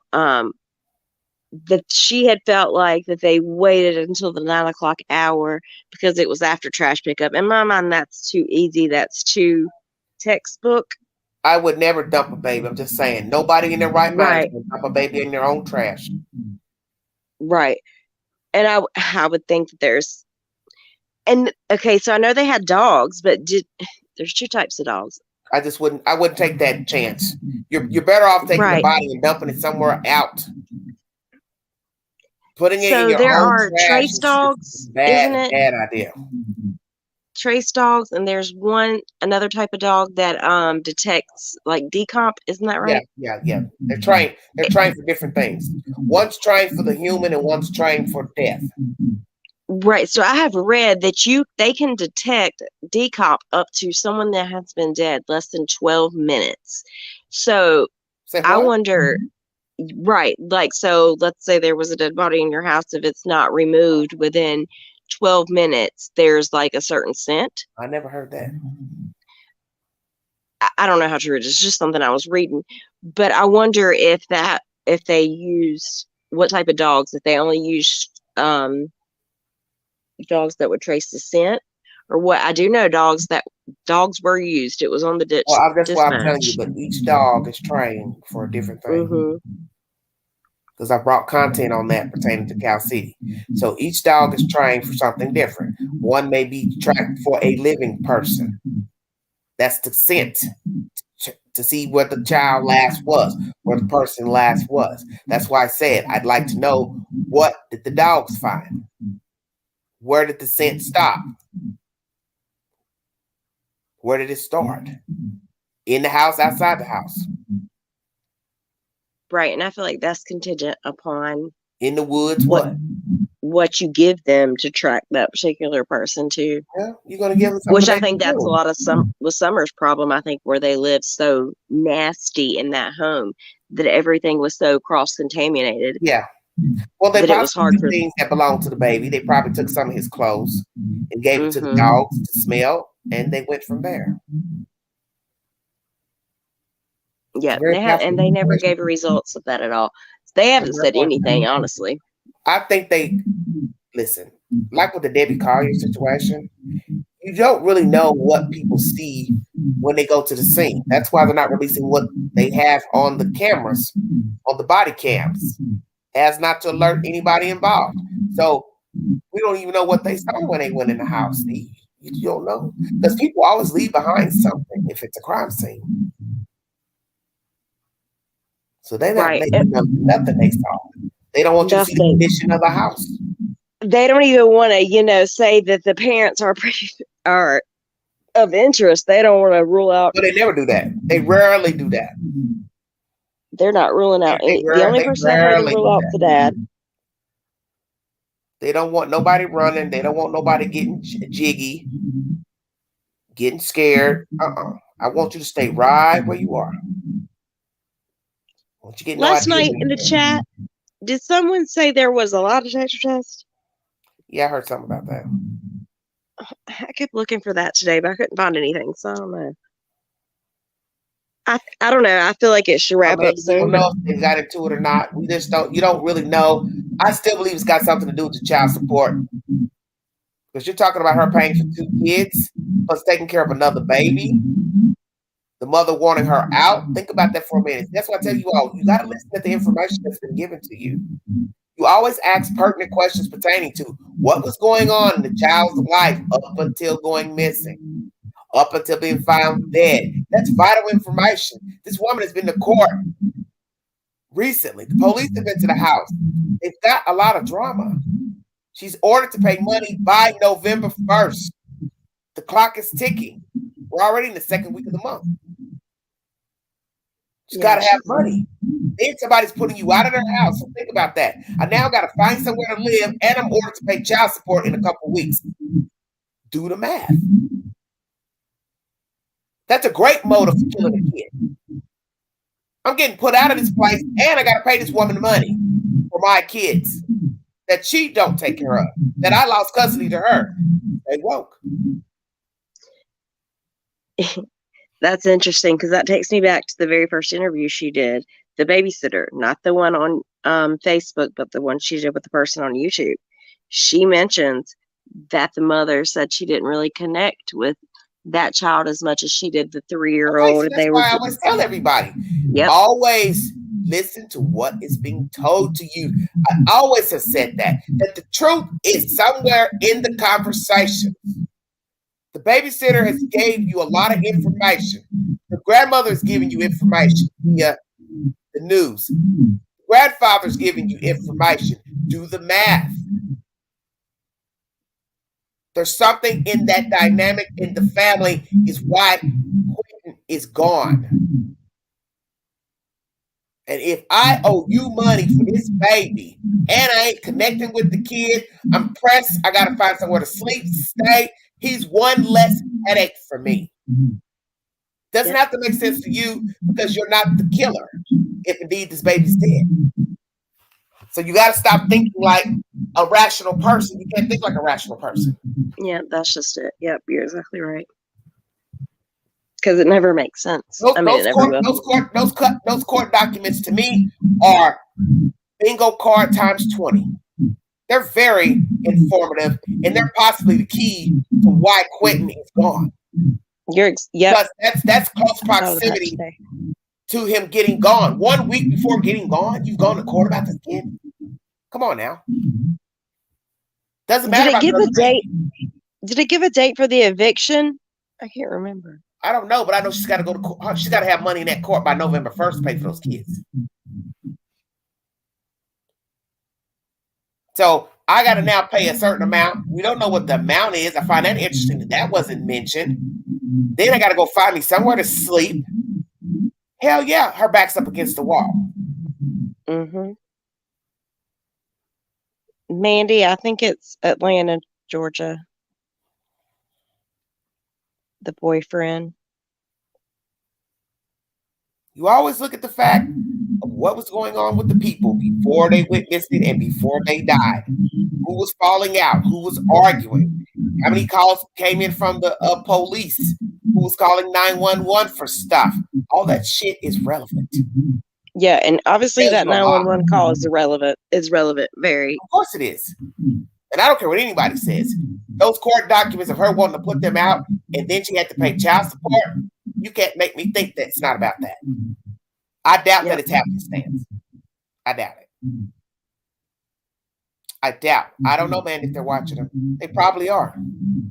If FBI is involved, they probably are watching.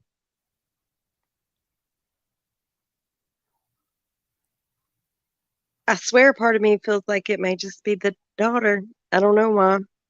What you mean? I don't know. That possibly the boyfriend wasn't involved. I don't know why I feel that way. I don't know. It'll be interesting to. I hate that we don't get to know. But you're still involved, even if you didn't touch the baby, because you still got to say he said he saw the baby at 6. So how did the baby get gone from 6 till 9? Because supposedly he left to go to work at 6. So that was one of the questions that I was wondering. So now ask yourself, where is the playpen in proximity to their bedroom? Right. I have no idea. And so when the babysitter shows up, at that point the boyfriend's at the house. So did the mama call the boyfriend to come home from work? And that's why he's there when the babysitter? I don't know. It's just do you even have proof listen, do you even have proof that he left, Brittany? No, I don't. I don't have any proof that he left. That's why I keep telling you, you don't even know what's the truth or not. That's somebody's version via a text. You don't know. You don't really know who sent the text. You don't know who's at the house. You don't know who ever left the house. You don't know nothing. Right. You don't know who even went to work. See, those are all the pertinent questions. Who was there? Who woke up there? Who actually slept there? Who went out in the middle of the night? Who came back? And that's funny that you say that, because it was also mentioned that her brother, Leilani's brother, lives in that house too. So was he there with the boyfriend and the kids and her? Right. So that's it. So like, who was in that home that night? Okay, let me ask you this for the record. Is that Billy Joe's house? I think it's technically owned by the husband. Does Billy Joe and the husband live in the house? To my understanding, they do, but Because they work somebody got out of confused earlier on the live all that time and didn't know that we were saying that all of them lived in the house together. My understanding, the first article stated how many people lived in the house. It was my understanding that it was the Paul, which was the brother. I think his name was Paul. Leilani, Danny, the boyfriend, the 3 children, the grandma and the grandpa. But the grandma and the grandpa seem to be out of town quite frequently. Okay, so therefore, she's screwed.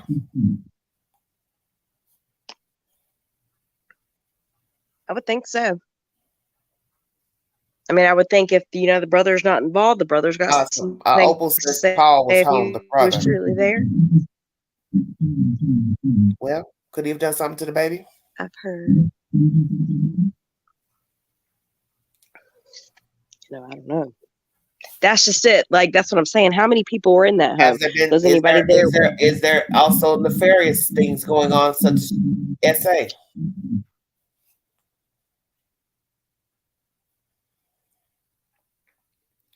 Was somebody playing funny games with the little boy? See, you don't know. Yeah, you don't know. And because they haven't stated who was in the home that night. Does Paul, the brother, have a girlfriend? That would be something to find out, that somebody's been messing with them kids. Because you hear these stories all the time. Yep. Child abuse, child neglect, child molestation. They all kind of go hand in hand. Sick.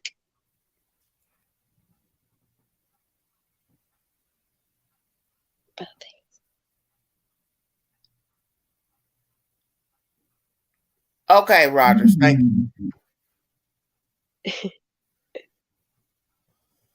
ASAP, Queen. All right, man.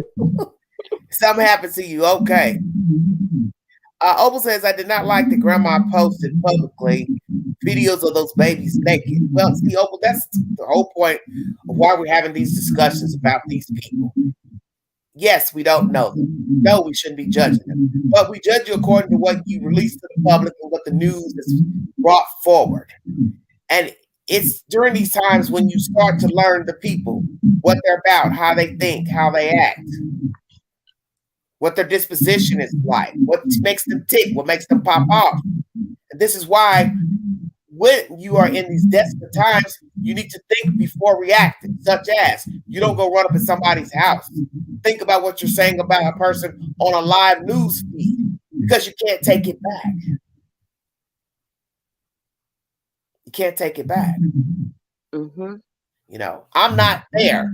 I'm just a YouTuber, so I can give my opinion and, of course, change my mind tomorrow. I can say, well, I don't like this, and then tomorrow I can say, well, I've given it a thought. Well, maybe that's okay. See where I'm going? You're talking about your own child. You should think before speaking. Definitely. Because, I mean, everybody has issues. Nobody's perfect. We are all flawed. Right. However, so that's why it didn't make any sense her running for up my mother to get on there and say bad something about like your that. daughter, and then you go run up in the babysitter's house all gangster.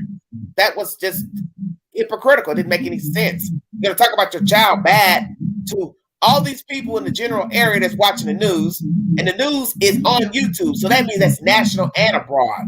So now you bust up in somebody's house as if you don't think your own child could have hurt the baby. Well, why would you think the babysitter did something versus your own damn kid? When you just got to talk bad about your own damn kid. It's crazy. And the only thing I could make out from what she was saying in that video at the babysitter's house was my baby is not dead. My baby is not dead. Well, that's all. You don't want him dead naturally. Why would anybody want him dead? You don't, because it's gonna. I truly feel like, yes, whoever did whatever they did to him, definitely need to get their charges. But I do not feel that the grandmother, in my opinion, should be cleared on her. No, she shouldn't be neglect. Billy Joe needs to go down for child neglect and abuse of the child, because one, you took the children in and signed documents be the sole caregiver. You allowed the babysitter to be an alternate mother and source of comfort, blah, blah, blah, to the children when that was not her job. You let your daughter have a free pass by staying in your house and being near those kids when she should not have been near those kids. Bottom line, you wrote protocol, and now we have a whole missing baby. Somebody has got to stand account for Quinton being gone and the abuse to the other kids, because perhaps they're abused too. So if they're out running around not being clean, that's still abuse. Just because you punching one and don't punch this one, I don't give a damn. You don't need no kids in your sight. Bottom line. Right. I don't think that she felt like all this. I don't know. I don't feel like when she originally spoke on the news that this was that was a situation like it is, that it was, could possibly come back on her.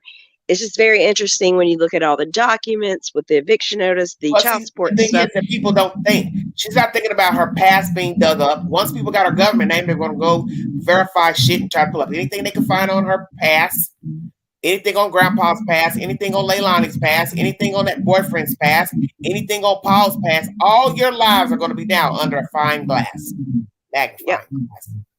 And people don't think the grandfather has never posted anything, never had a picture that I saw. Say what? Ever. So the grandfather's Facebook never, ever had a picture. He's like a lot of people probably. He don't care to post that stuff. Until they went missing. Neither did the grandmother. Well, that's what I'm saying. So that should tell you something. Yeah, it's a joke.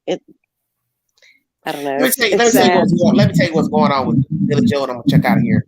Billy Joe was detached or became detached at some point in this child rearing business. She was detached with her own kids. Somehow she stepped up, possibly had a guilt to take in these kids, but she didn't follow through. So she is no better than the daughter losing custody originally. And that's my take on it.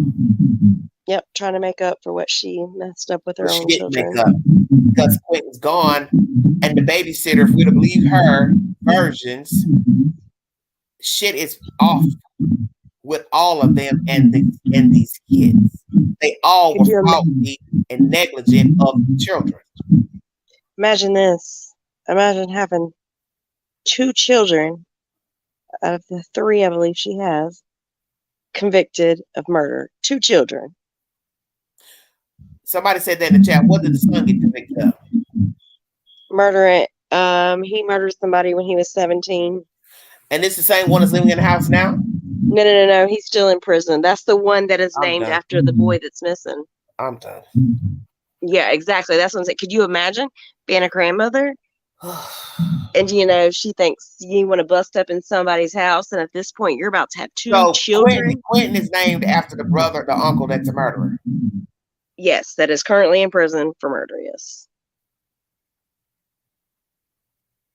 Yep.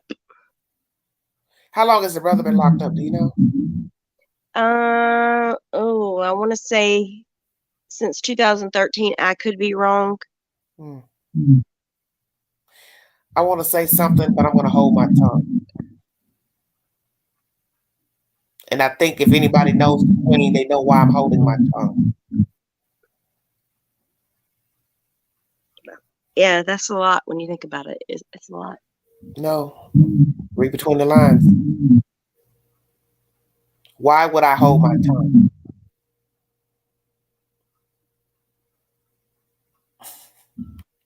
Yeah, Opal said 2013 too. I believe that's when he went. I said, yeah, 2013. I think that's what Opal was saying in the chat too. I believe that's when the brother went to prison. Yeah, but I'm saying, why would Angela hold her tongue on a live? You're not listening.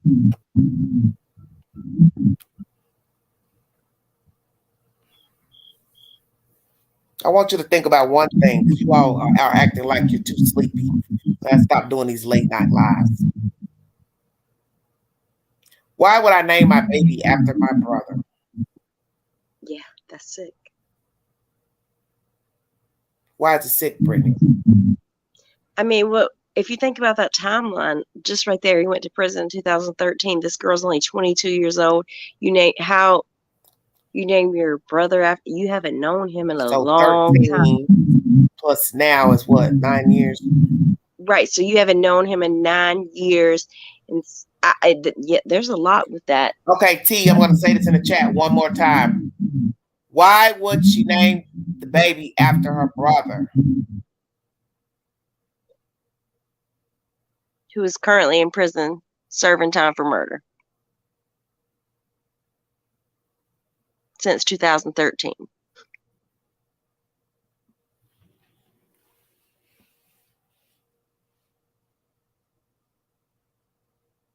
Yeah, I did have a bingo card moment, and it's a bad one. Just like it was said earlier, there's a whole lot to unpack with this case. There's a lot. Things that we probably can't even imagine. How old is the brother? That I cannot remember.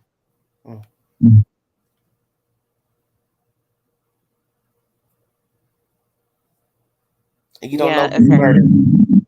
The murder was in 2011. I think it was. You don't know who it is that he murdered? No, not that I can remember off the top of my head. I remember reading something about him being in the woods with somebody. That's about all I can remember. For this to happen just last week, it's crazy the amount of things we already know. It's hard to even keep up, honestly. That's because you all like Googling people's names. That's why you know all this stuff. I didn't know none of this because I don't Google people's names in the stories. It's just something I just don't do. Oh, I didn't Google. I just heard it. Because it just goes on and on and on when you get started. Because I didn't really think I was going to be talking about Quinton. I didn't have any plans to talk about the story. But I don't know. Something just hit me, and something just said, "No, just do a little research about him." And once I saw that video come up off somebody's channel of the Facebook post live, then I got intrigued. The person was like, "I don't want no drama, blah, blah, blah." I said, "Well, you played it now. It's a little too late for that." Yeah. And I don't know. Part of me wonders, is that what the grandmother is so upset about? That the babysitter speaking publicly? Like, what is your the bus? I mean, that's just but like I said, it's a lot. It's just so the daughter. Let me ask you this one more time. How old is the daughter again? 22. 22. And that was 13. It's 9 years ago. So from 22 to 9.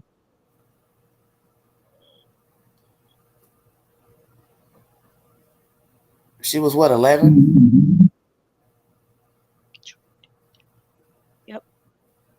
And if the murder, so that the court, I believe he went to prison in 2013, and the murder was actually in 2011. So she would have been even younger. Right. So I mean, yeah, that's strange. It's very strange. Is it?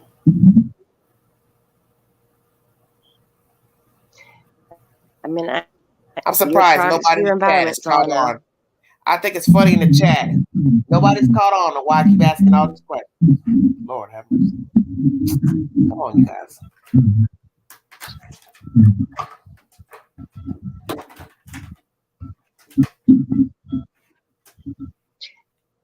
So do you feel nobody's got any bells ringing while Queen's asking all these questions? So do you feel like there was something with the sister and the brother? Well, I'll be damned. Thank you. I mean, that's the only thing that I don't want to say that's the only thing that makes sense, but in a way, I mean, I can't imagine being that young and something like that happens. You know, my brother does something like that, and I can understand missing your brother, but not. I don't know to name your. I don't know. Opal says Quinton, veteran, 19, pled guilty to armed robbery, volunteer manslaughter, and a 2011 slaying in return for a 45-year prison term, 22 of which he must serve. Yeah, she's exactly right. So he'll be 40-something years old when he gets out. So he was 19 when he went to court, and I want to say 17 at the time of the murder. Say what? I said, so I think he was 19 when he was sentenced. And she was what, 9 or 10 herself? So 19 at the sentencing, but I swear I believe he was 17 at the time of the murder. So 17 would have made her, what did we say, 11? Mm-hmm. She would have been under 10. Yeah. Period. Mm-hmm. So yeah, that's a lot. Yeah, I exactly see what you... Mm-hmm. And then to have a child 20 months ago.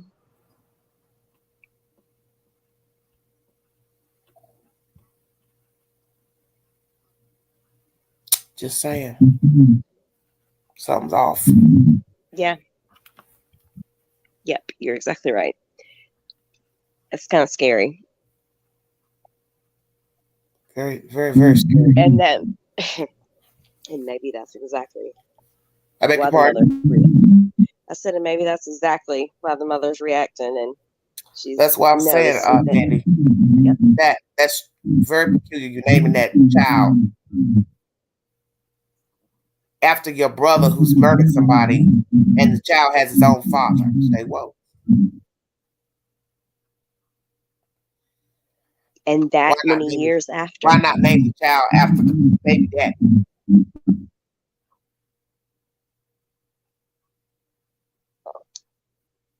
Why not name the baby after your own damn daddy?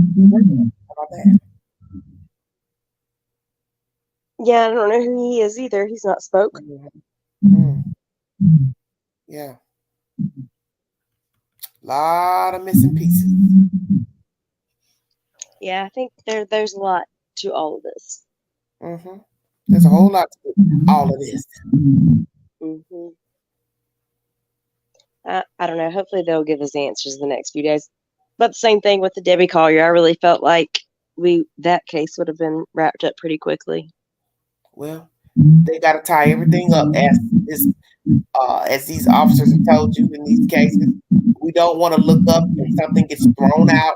We gather something illegally, because that is how a lot of information is not introduced in the court, because you didn't get it, you didn't gather it properly, legally. You want to make sure you do everything by the book. Yep, because yes, you only get one chance. I don't know when Don Wells gets out. God, let him stay in there.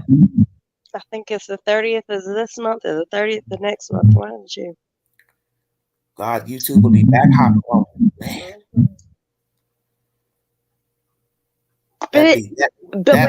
With that being said, it's crazy the response that we see, which I shouldn't say that, because Summer did get a lot of response in the beginning.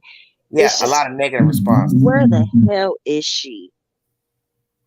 Oh, it eats at me. I can't stand it. Like, well, I think she's not alive.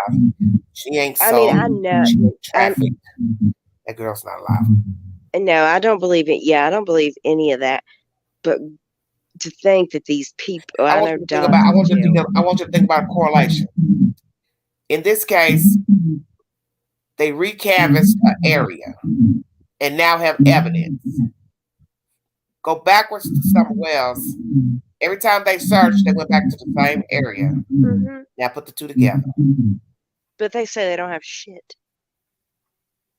It doesn't mean that there's nothing there. You ain't found anything. There's a difference. Now, and it's such a different. It's so the woods. It's a lot. Yeah, you're talking about vast plan versus searching around somebody's house is totally different. Yep. I mean, she could be in it. I don't know. But there's a reason they kept going back to the same place. There's a reason why these people went back and recanvassed that house in that area, and then voila, got a news story. Oh, we have evidence, but we can't tell you what it is. Yep.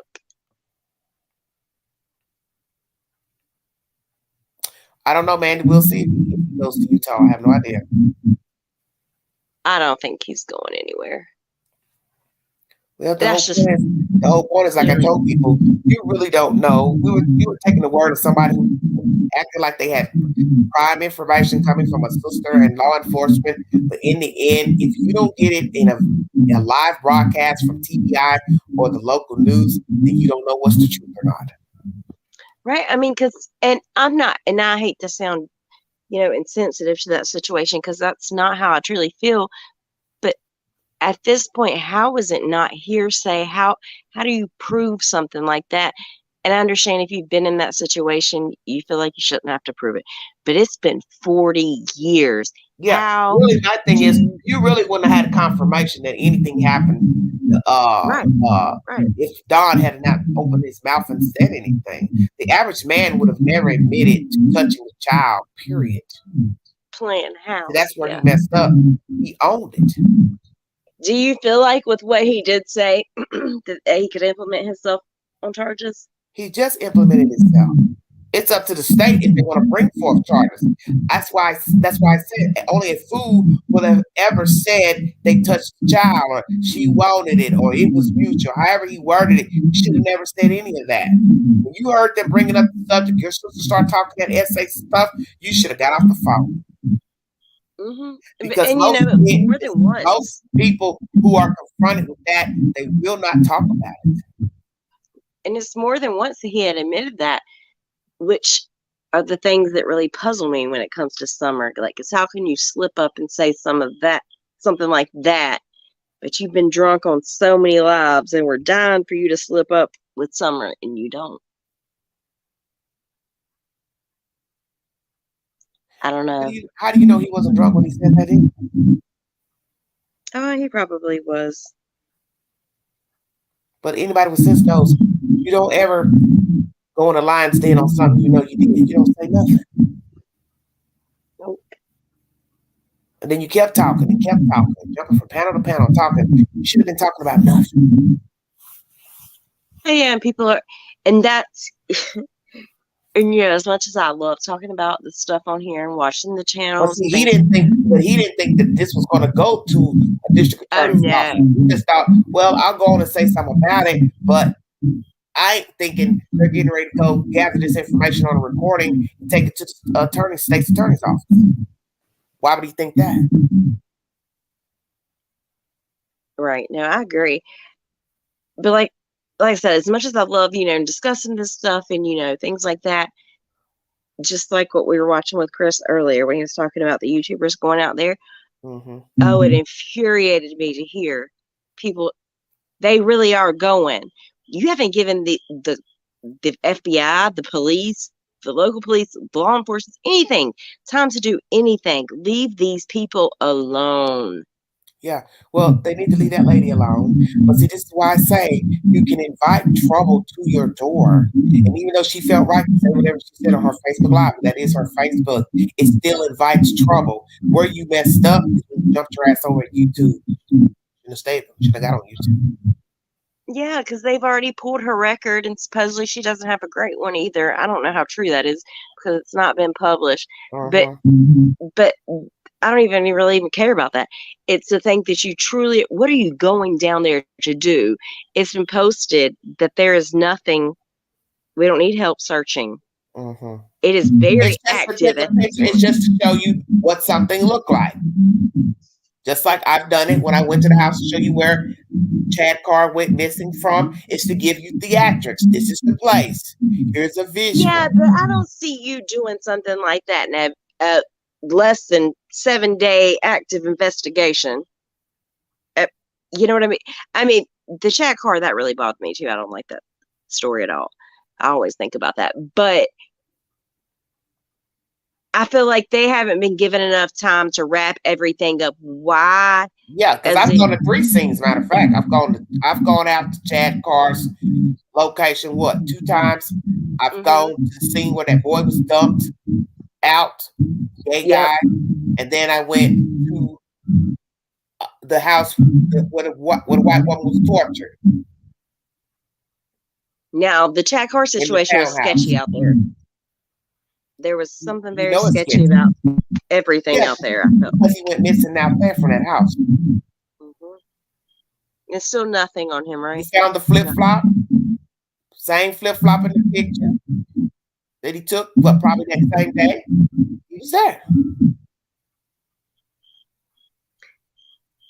It's crazy. Are you outside? Yes, I'm on my deck. Can you hear that cricket? Yeah, I can hear that cricket. I'm so sorry.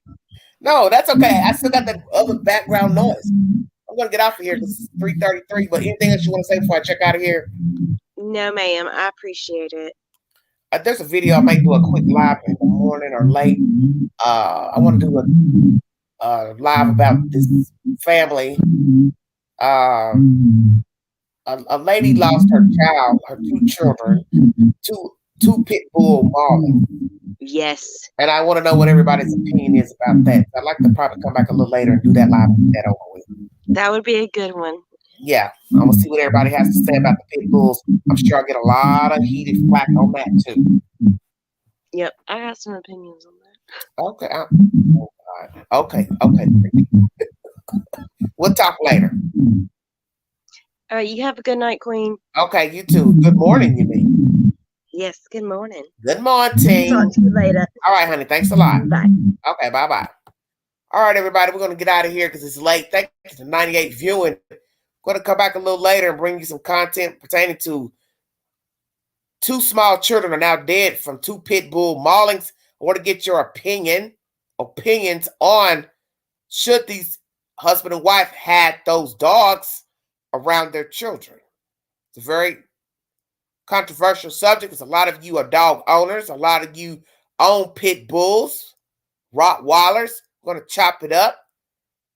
And I'm going to bring you that content. I want to get that story out of there before I go get into all this Quinton stuff, because this stuff is just ratchet right now. This is, to me, just Hollerville, Cow City, Debbie Collier, all wrapped into one. Once again, just BS. Taylor Rose, it's all the same to me. All these cases are the same. Good morning, everybody in the chat. Thank you for joining me. If you'd like to donate to this great network, Everyday Shenanigans, $ Big Angie, 129 Cash App. Thank you all for the donations, stickers. We're going to pray for baby Quinton, however this turns out. We're going to pray for justice, truth and justice for the baby. When I get more information, I will bring it to you. Check my community board for updates to this story and other stories. Debbie Collier, Cal City, Megan Boswell. There's only a few more children's stories I have left to cover. Amen. I want to thank you for patronizing. Like, share, subscribe. Please go to my community board to take the polls that I've posted. I'd like to see the changes in your opinions pertaining to who's involved in this crime of baby Quinton. The brother, not the brother, but the mother, the boyfriend, the grandparents. We might have to put the brother in it now since you all are saying he stayed at the house. Who hurt the baby? Did somebody hurt the baby? Or is this a case of kidnapping? Somebody came in and kidnapped this baby. Why would a door be unlocked? In this day and time, who leaves doors unlocked unless you shut the door and thought it was locked? Because I've done that too recently. Lord Jesus, pray for me. What happened in that house? Who knows what happened to that house? Is this a criminal investigation? Is this also a recovery of a baby boy? Lord have mercy. Thank you all for following the content. Thank you for those new to the channel coming in. Thank you for your time. I'll be back a little later. Thank you, Jane. You all take care. All right, Mandy. Yes, you've been up a long time. Get you some rest, dear. You all, we'll be back to chop up this story, but I'm going to bring you some new content, different subject matter. But this lady has lost two of her children, and we're going to chop up. Is she and the husband negligent for having these dogs in the peripheral of their children for the dogs to maul her children to death? We're going to chop that up. She's also been injured herself, the mother. Let me make sure I mention that as well. Feel free to Google the information. I'll post the story up, and you can leave your comment on what you think about that story. I will also do a poll here in a few minutes about that case. Thank you for joining me this Everyday Shenanigans. You all have a safe, happy Wednesday. If you see something, say something. Be a part of the solution and not the problem. Mind the children. Thank you.